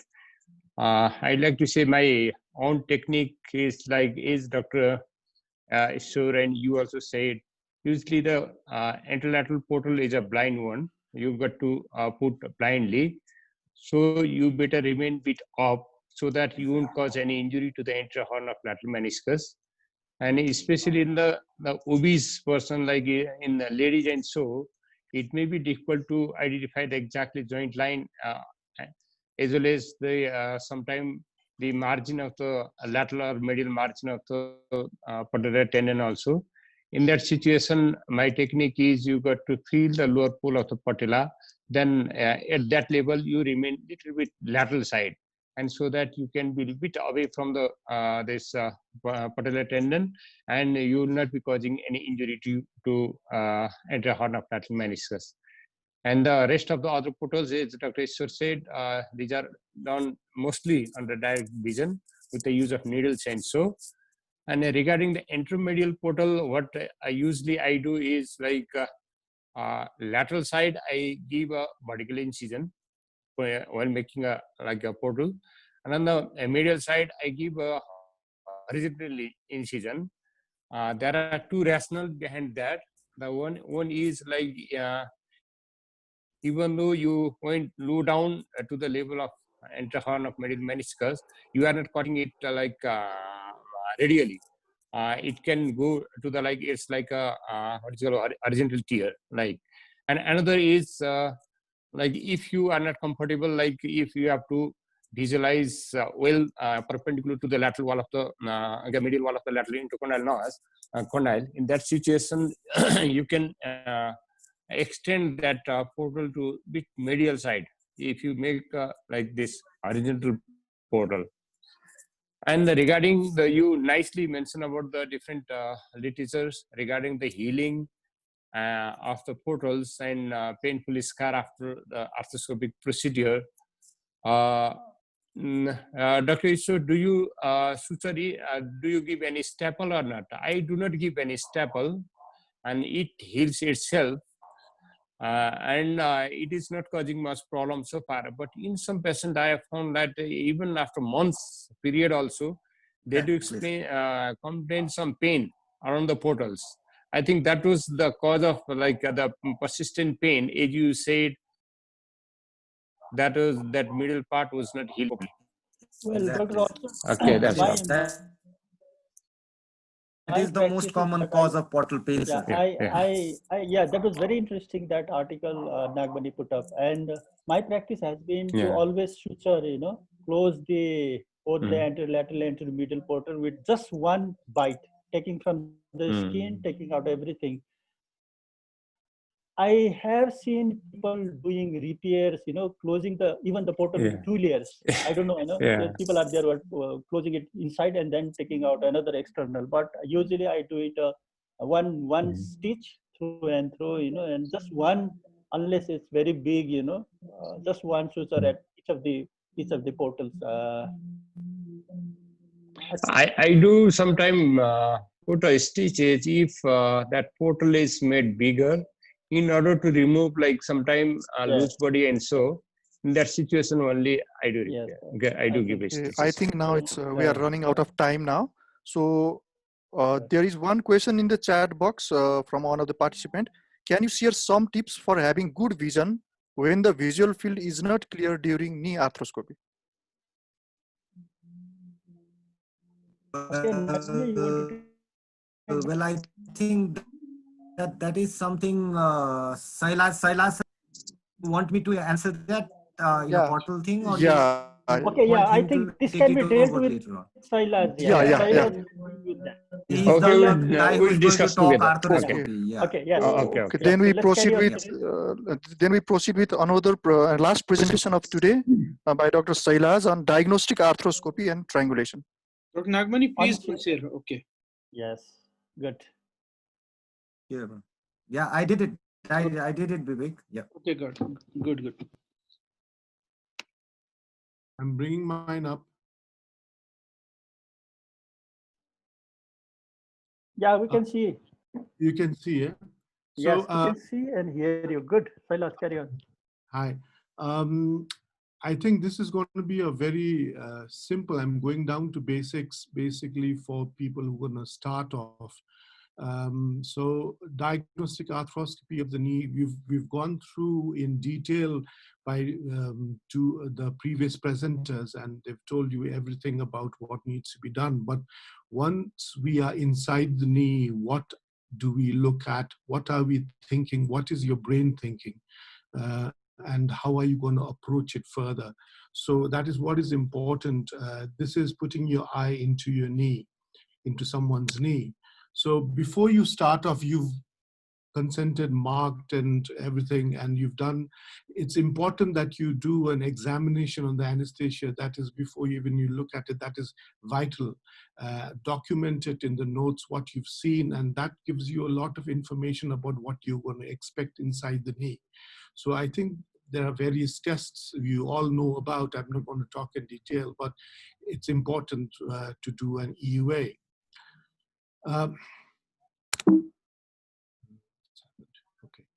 We've gone through positioning and everything. I'm not going to talk about this. Is going to help you do a bit of a valgus, whichever position you want to take to do the surgery. I normally do basic arthroscopy in a sitting position, hanging the leg from the side of the table. But people have their own ways. Sometimes I don't use a side post also, unless the leg is really big, and I will have difficulty in doing a bit of valgus. But these are options. The ports have been discussed. There are horizontal, vertical. I think Nagmani has gone through detail about these things. Very lovely presentation there. I normally would do an anterolateral in a vertical way. I find that more comfortable. There are reasons already discussed. About the portal in detail, I would stress about anterolateral portal. Make your anterolateral portal well. This is for the junior guys, and take time and feel, make your surface marking and do the, I think you'd better start off with a vertical one parallel to the patella at the soft spot. I'll show you the picture after this.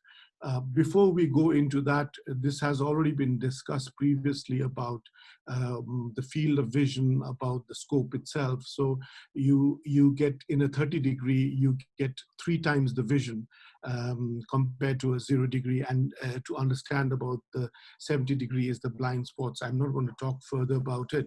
We need to get into the knee. I'm just showing you 3 parts where the cannula is. Now, where you can see the cannula right on top, that is a very good port. I normally use an anterolateral, refrain from and the superior lateral, not for superior medial, just to stay away from the VMO. The superior lateral port is a very good port if you want to look at patella tracking. Yeah, you can look at patella tracking from the anterolateral port, but the superior lateral, you get a better view of when you want to bend the knee, look at the tracking of the patella. The rest of it is just the same. Now, This has been put forward. These are all pictures taken from the internet and from a few of my pictures, some few from others' presentations. You can see you shouldn't be, if you're too low in the anterolateral port, you're going to hit the fat pad, you're going to hit the meniscus. If you are too high, it will be, you'll hit the femoral condyle, difficult to get to the back of the knee. Yes, there are situations when you have to do a high anterolateral port, but the normal, when you start off, do the normal one. Do the soft spot, not too high and not too low, and you want to go to the back of the knee. So it's important that you think about this. This is the most important portal to start off for basic arthroscopy. I put up these few pictures. As you can see, the one on the left, he's got his thumb on the soft spot here. Then he uses the back of the handle where he makes some dent out there. You can see the mark. Go stepwise, then you make your port with the knife facing upwards in the soft spot. You can use a straight artery to widen it, or a obturator, and then you put in your probe aiming towards the intercondylar notch. If you have a pointy obturator, see that you don't hit directly into the intercondylar notch. Try and touch the intercondylar notch with the side of the point, that you don't want to damage cartilage. And once you are inside, as in the last picture, you slide it under the patella. You can feel that you are inside the joint by moving the probe sideways, because if you're in the soft tissue, you will have difficulty moving it from side to side. So very important basic steps to try and put the scope in has been discussed, but I would stress on this, very important for starters. Well, there are various positions you can hold the camera. You can see the camera lead here and the light lead here. This is a very easy way to manage it, but disadvantage of holding it below is that sometimes the camera will rotate. Your camera lead needs to be in line with the longitudinal axis of the tibia, so to keep yourself anatomically in position. And of course, you adjust your light lead to actually visualize inside in a 30-degree scope. So once you're ready and you get oriented with it and you are looking inside, this is just a simple picture what you're going to look inside. Yeah, you have the meniscus, anterior posterior horn, anterior posterior the posterior cruciates.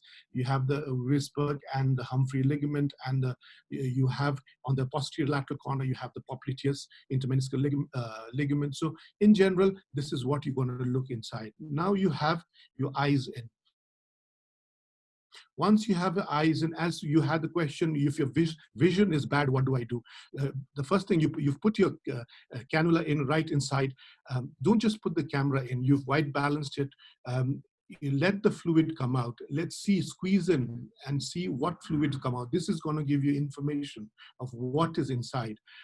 Once you put the camera in and you find that the vision is bad, there are a few issues. Either you're really stuck close to this, gone really high into the suprapatella, and you just, I think it was Bibek who said the elephant out there, you're too close to something, or your fluid is not flowing well, or there's too much of rubbish inside, there's blood inside, you wash it out.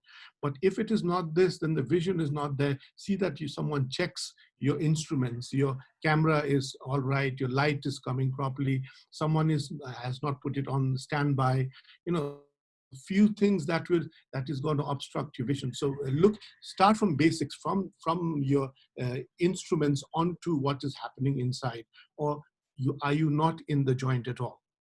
Okay, and is the pressure of the fluid not enough? So these are a few questions that should be in your mind, that you can't. But normally you are in the joint, and either you're very close to synovium, or the synovium is engulfed. So when you're in the suprapatellar, relax. Don't rush into things. Use the camera facing downwards, to the right, to the left. Play around in that area initially, and feel the inside. Make yourself confident inside. Gradually withdraw with the camera facing downwards, and as you come more towards yourself, bring the camera back towards yourself, you will see a white area, that is the trochlea. So when you see the trochlea, you turn the light lens upwards and you see something white, that is the patella that you can see. Confirm it by pushing on the patella from outside your skin, and you know it's a patella. Go medially, laterally, look at the facets properly, take some time, don't rush. Then you go back and look at the trochlea again. In the suprapatellar area, you can get a lot of information. Look at the synovium. Is it angry? Yeah. So just the one on the left, you can see it's an angry, really angry synovium. You know that there's something wrong out there. Is it because of trauma? Is it because of inflammatory disease? In our country, don't forget about tuberculosis. And on the right side, it's more reddish and brownish, which is, this is a classical look for pigmented villonodular synovitis. So when you get things like this, you want to take a biopsy, you think about these things. So start off from basics like this before you convert yourself into something more detailed. So once you've looked at the suprapatellar, you've come to the patella area. You can see it looks quite pristine, a little bit of fibrillation onto one side of the facet.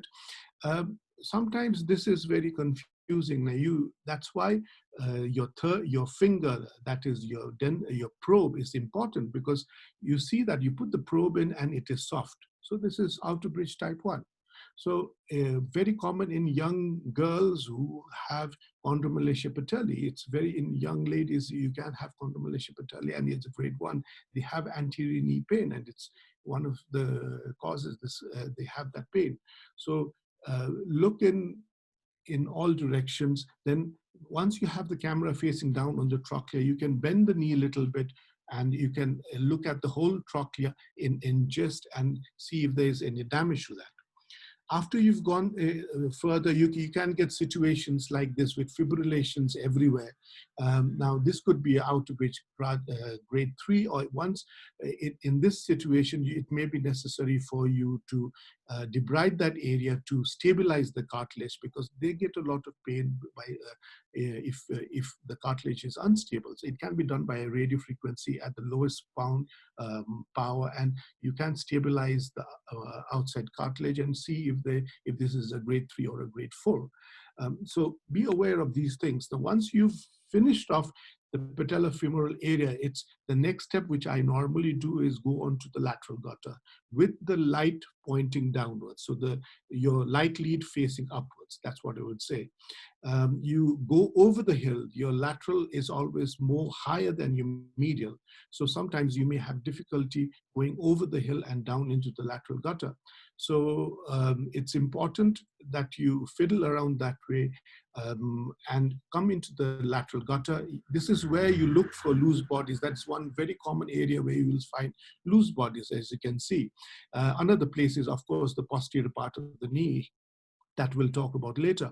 And as you go below this gutter, from here you downwards, where my pointer is, that's where you're gonna go into the joint, and you see the lateral joint line from here. So this is what you're gonna, after you finish on the lateral gutter, you go back to the suprapatellar. Once you've gone back to the suprapatellar, now you want to go medially. Now, when you go medially, you turn the light lead inwards into the joint. As you go down, you will see plica. You may see in some people, you may not see in some. It's a flimsy, silky tissue out there, which normally doesn't do any harm, but sometimes it's inflamed and rigid and can cause erosion to the medial femoral condyle. If there's damage, then it may be necessary to consider excising the medial plica. So as you go down the medial plica here with your light facing in, so it's important to start facing in. Then you are in the medial gutter. Then you enter the medial compartment with your knee slight into flexion. You come down to about 60-70 degrees of flexion.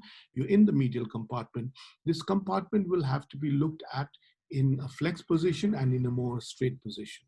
So in the flex position, you can see more on the anterior aspect of body and the anterior aspect of the meniscus. And if you want to look at the back, you straighten it out to maybe 20, 30 degrees of flexion with valgus and external rotation of the foot.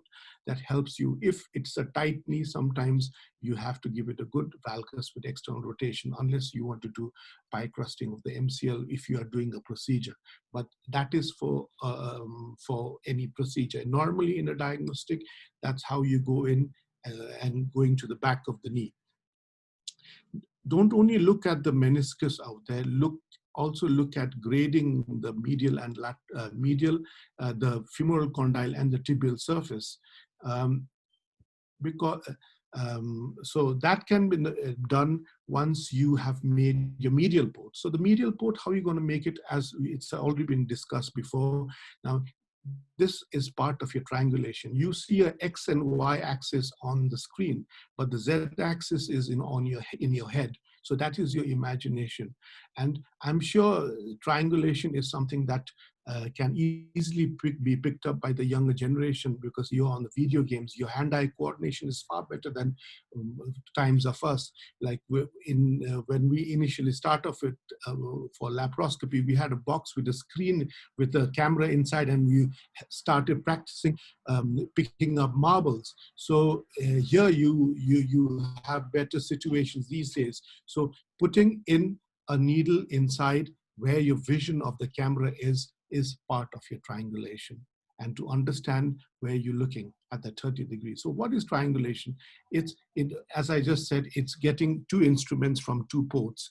And the scope, as you said, if you are too close to the vision area, you will not be able to put your needle in or your instrument in. So stay away, fan away, and get a better vision, and put in your needle or your instrument to look at it. If you have difficulty in triangulating that, then what you do is take your Dundy's hook and touch your scope and gradually slide it down to the tip of your scope and see if you're in the vision. And that's how you practice and get your triangulation right. It is a matter of practice, and I'm sure the younger generation are far better and they will do better. So I've put this picture up here. As you can see, you have the camera on one side, the Dundy's hook on one side. So that is the triangle that you see. So you have to get that imaginary depth in your mind to build up your triangulation. So when you look inside you're seeing different types of tears out there. You have complex tears, longitudinal tears, and you have to manage them. This is a subject of its own, so we won't discuss about it. You would probably start off with simple meniscectomies. So you have to start, which you've seen videos in the previous presentations. I've just put up different types of meniscal tear, which you all understand. So don't forget to look at inside the grade 4 OAs, which would help for further management. Normally, debridement is not done for general, just simple arthritic changes, but if there are mechanical symptoms, it is worthwhile doing it, and also helps you to confirm whether you want to do a total knee or you want to do a unicompartment knee replacement.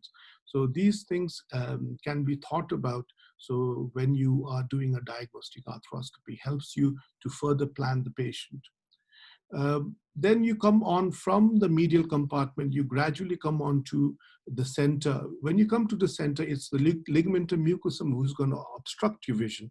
This is another reason of vision obstruction. So you have to try and jump over it. So you jump over it, or you can shave it and have a look. When you do an ACL, if you have problem with vision, you can shave it off.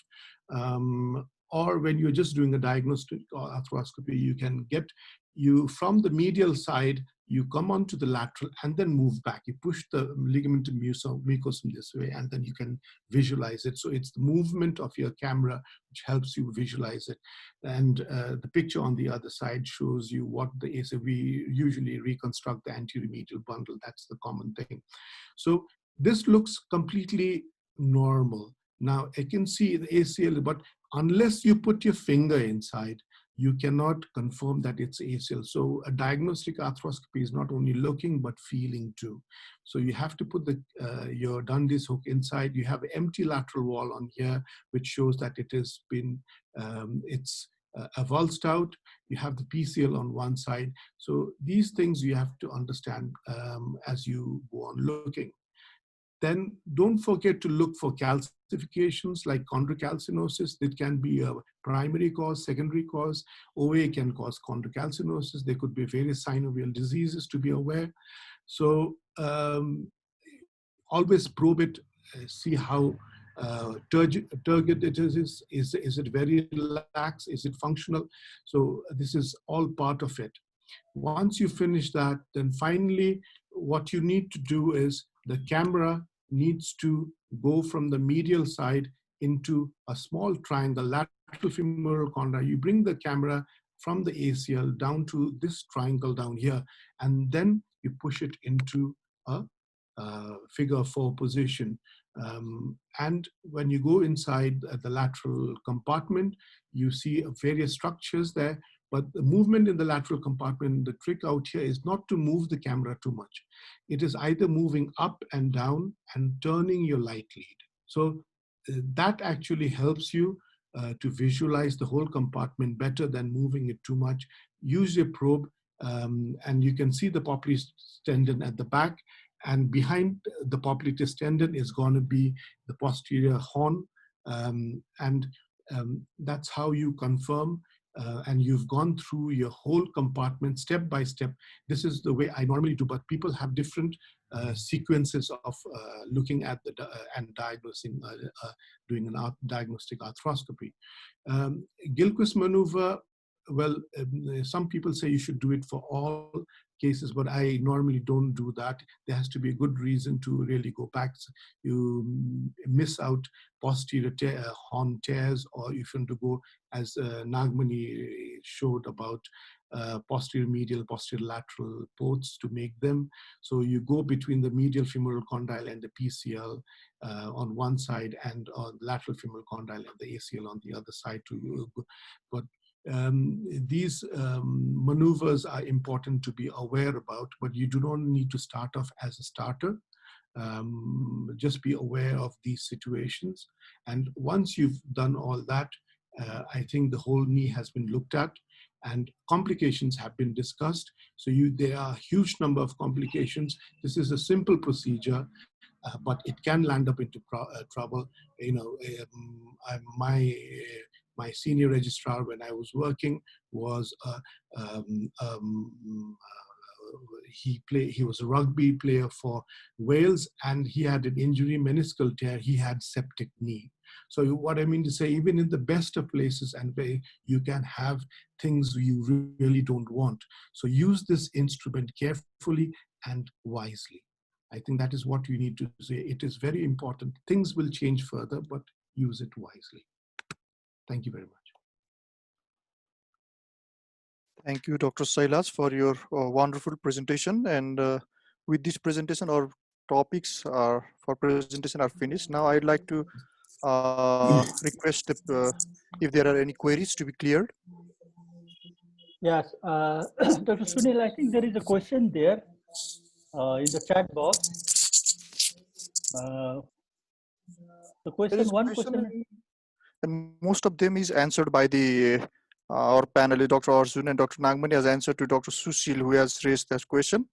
And another is from Netra Karki. He said, what immediate measures to be taken in case of iatrogenic injury to different intra-articular structure or implant breakage?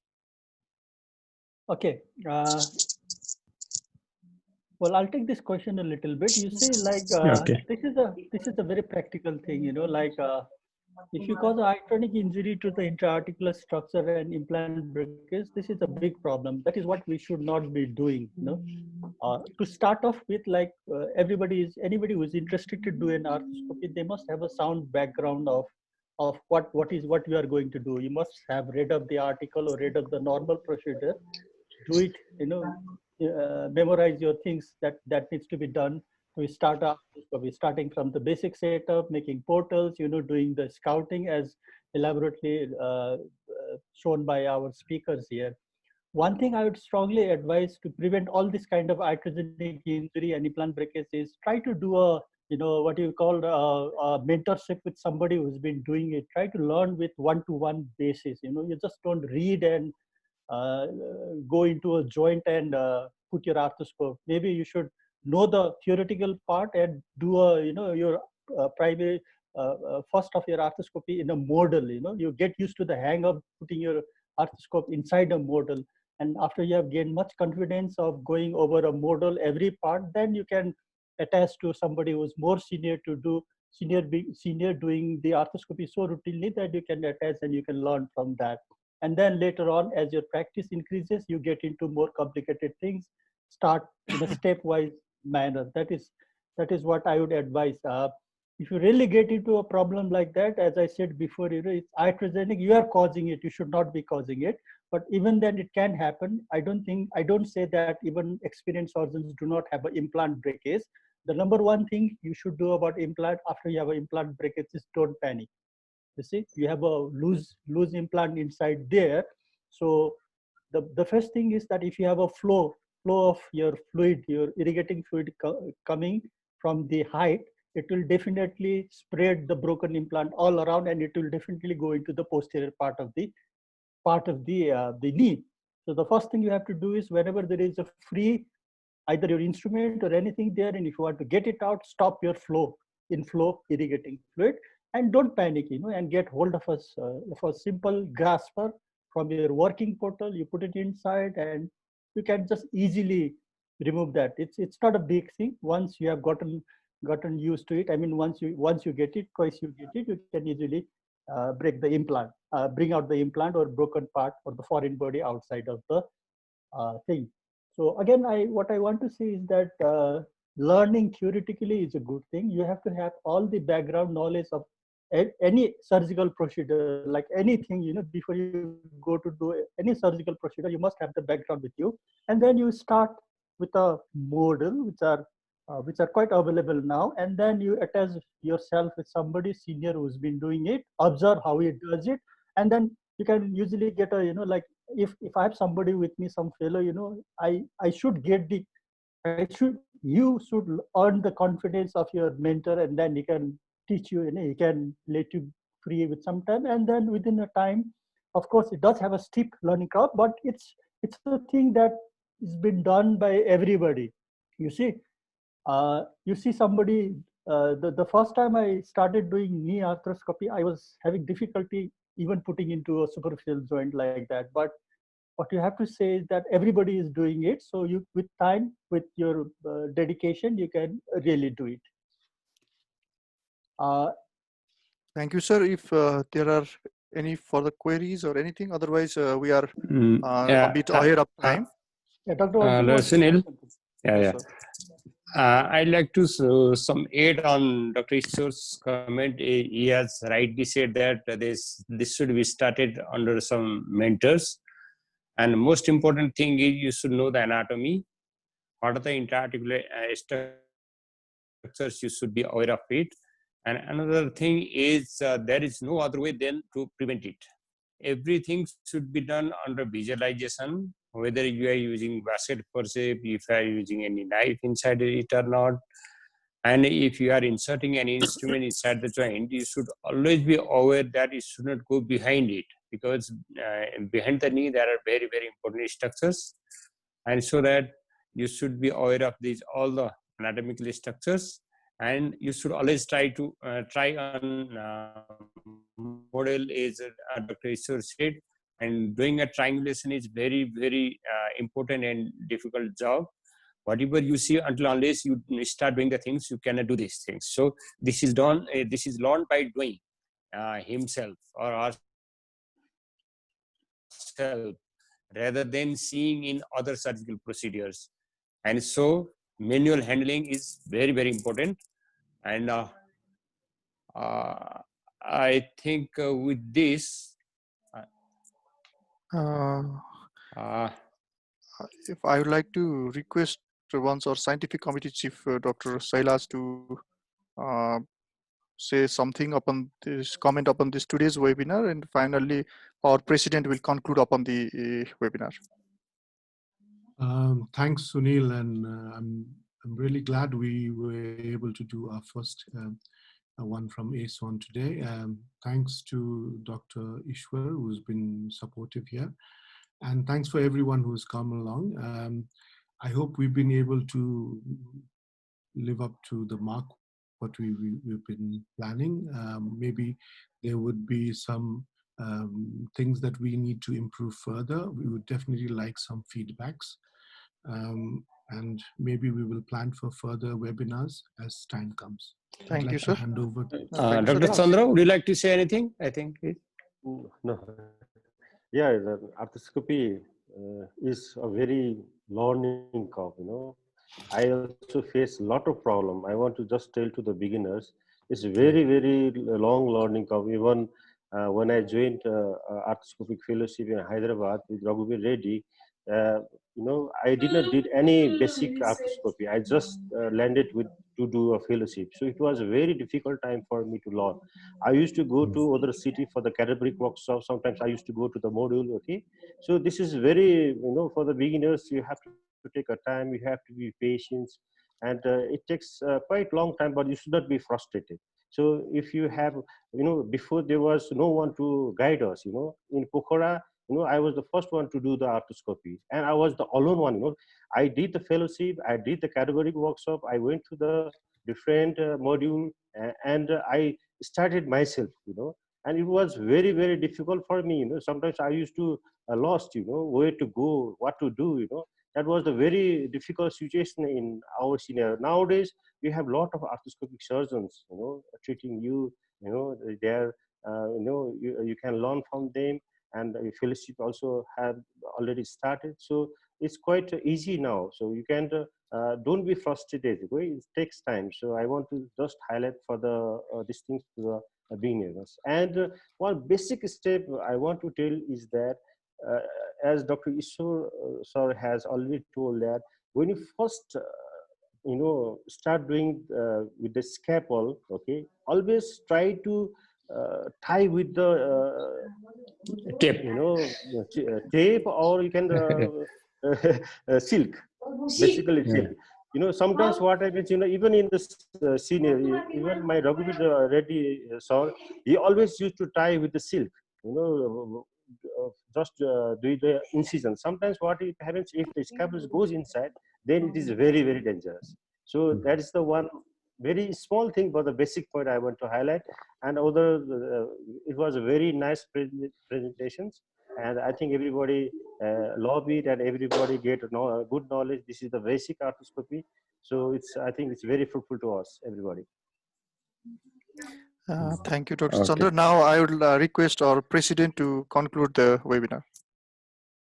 Thank you, Dr. Sunil. I think we should be closing up now because we have overshot our time. And first of all, I'd like to thank everybody here who has participated. I think at the most we had something like 40, 45 participants. I'm very, very grateful. I'm very hoped, you know, like we have had such participation. Besides that, I have to thank the scientific committee chairman, Dr. Sailaj, and the members, Dr. Sunil and Dr. Bibek, for organizing taking the hardship to organize this this meeting here, and of course all the other speakers, you know, Nagmani and everybody here. I hope you can do this more frequently, and everywhere it has to be a beginning point. You know, we can't just fly over everything. We start with what we have, and then we can build on it. And as you know, this is a basic arthroscopy. So we have had webinars in the past, which was quite, you know, very advanced. But we thought that now we should start with a basic way of how to start arthroscopy, so that those who are more, you know, in the basic level wants to join up and do arthroscopy can be facilitated. And it was a good start, I would say. I would like to thank everybody. So I hope that we can inform you for our next meeting very soon. And thank you very much. Does Arjun want to say something to close up? Otherwise, we can just It's okay. goodbye. It's okay. Thank you. Okay. Thank you. Thank you, everybody. Thank you. Thank you. Thank you, sir. Bye. Thank you, everyone. Okay. Bye-bye. Bye. Good night. Bye. Bye. Bye. Bye.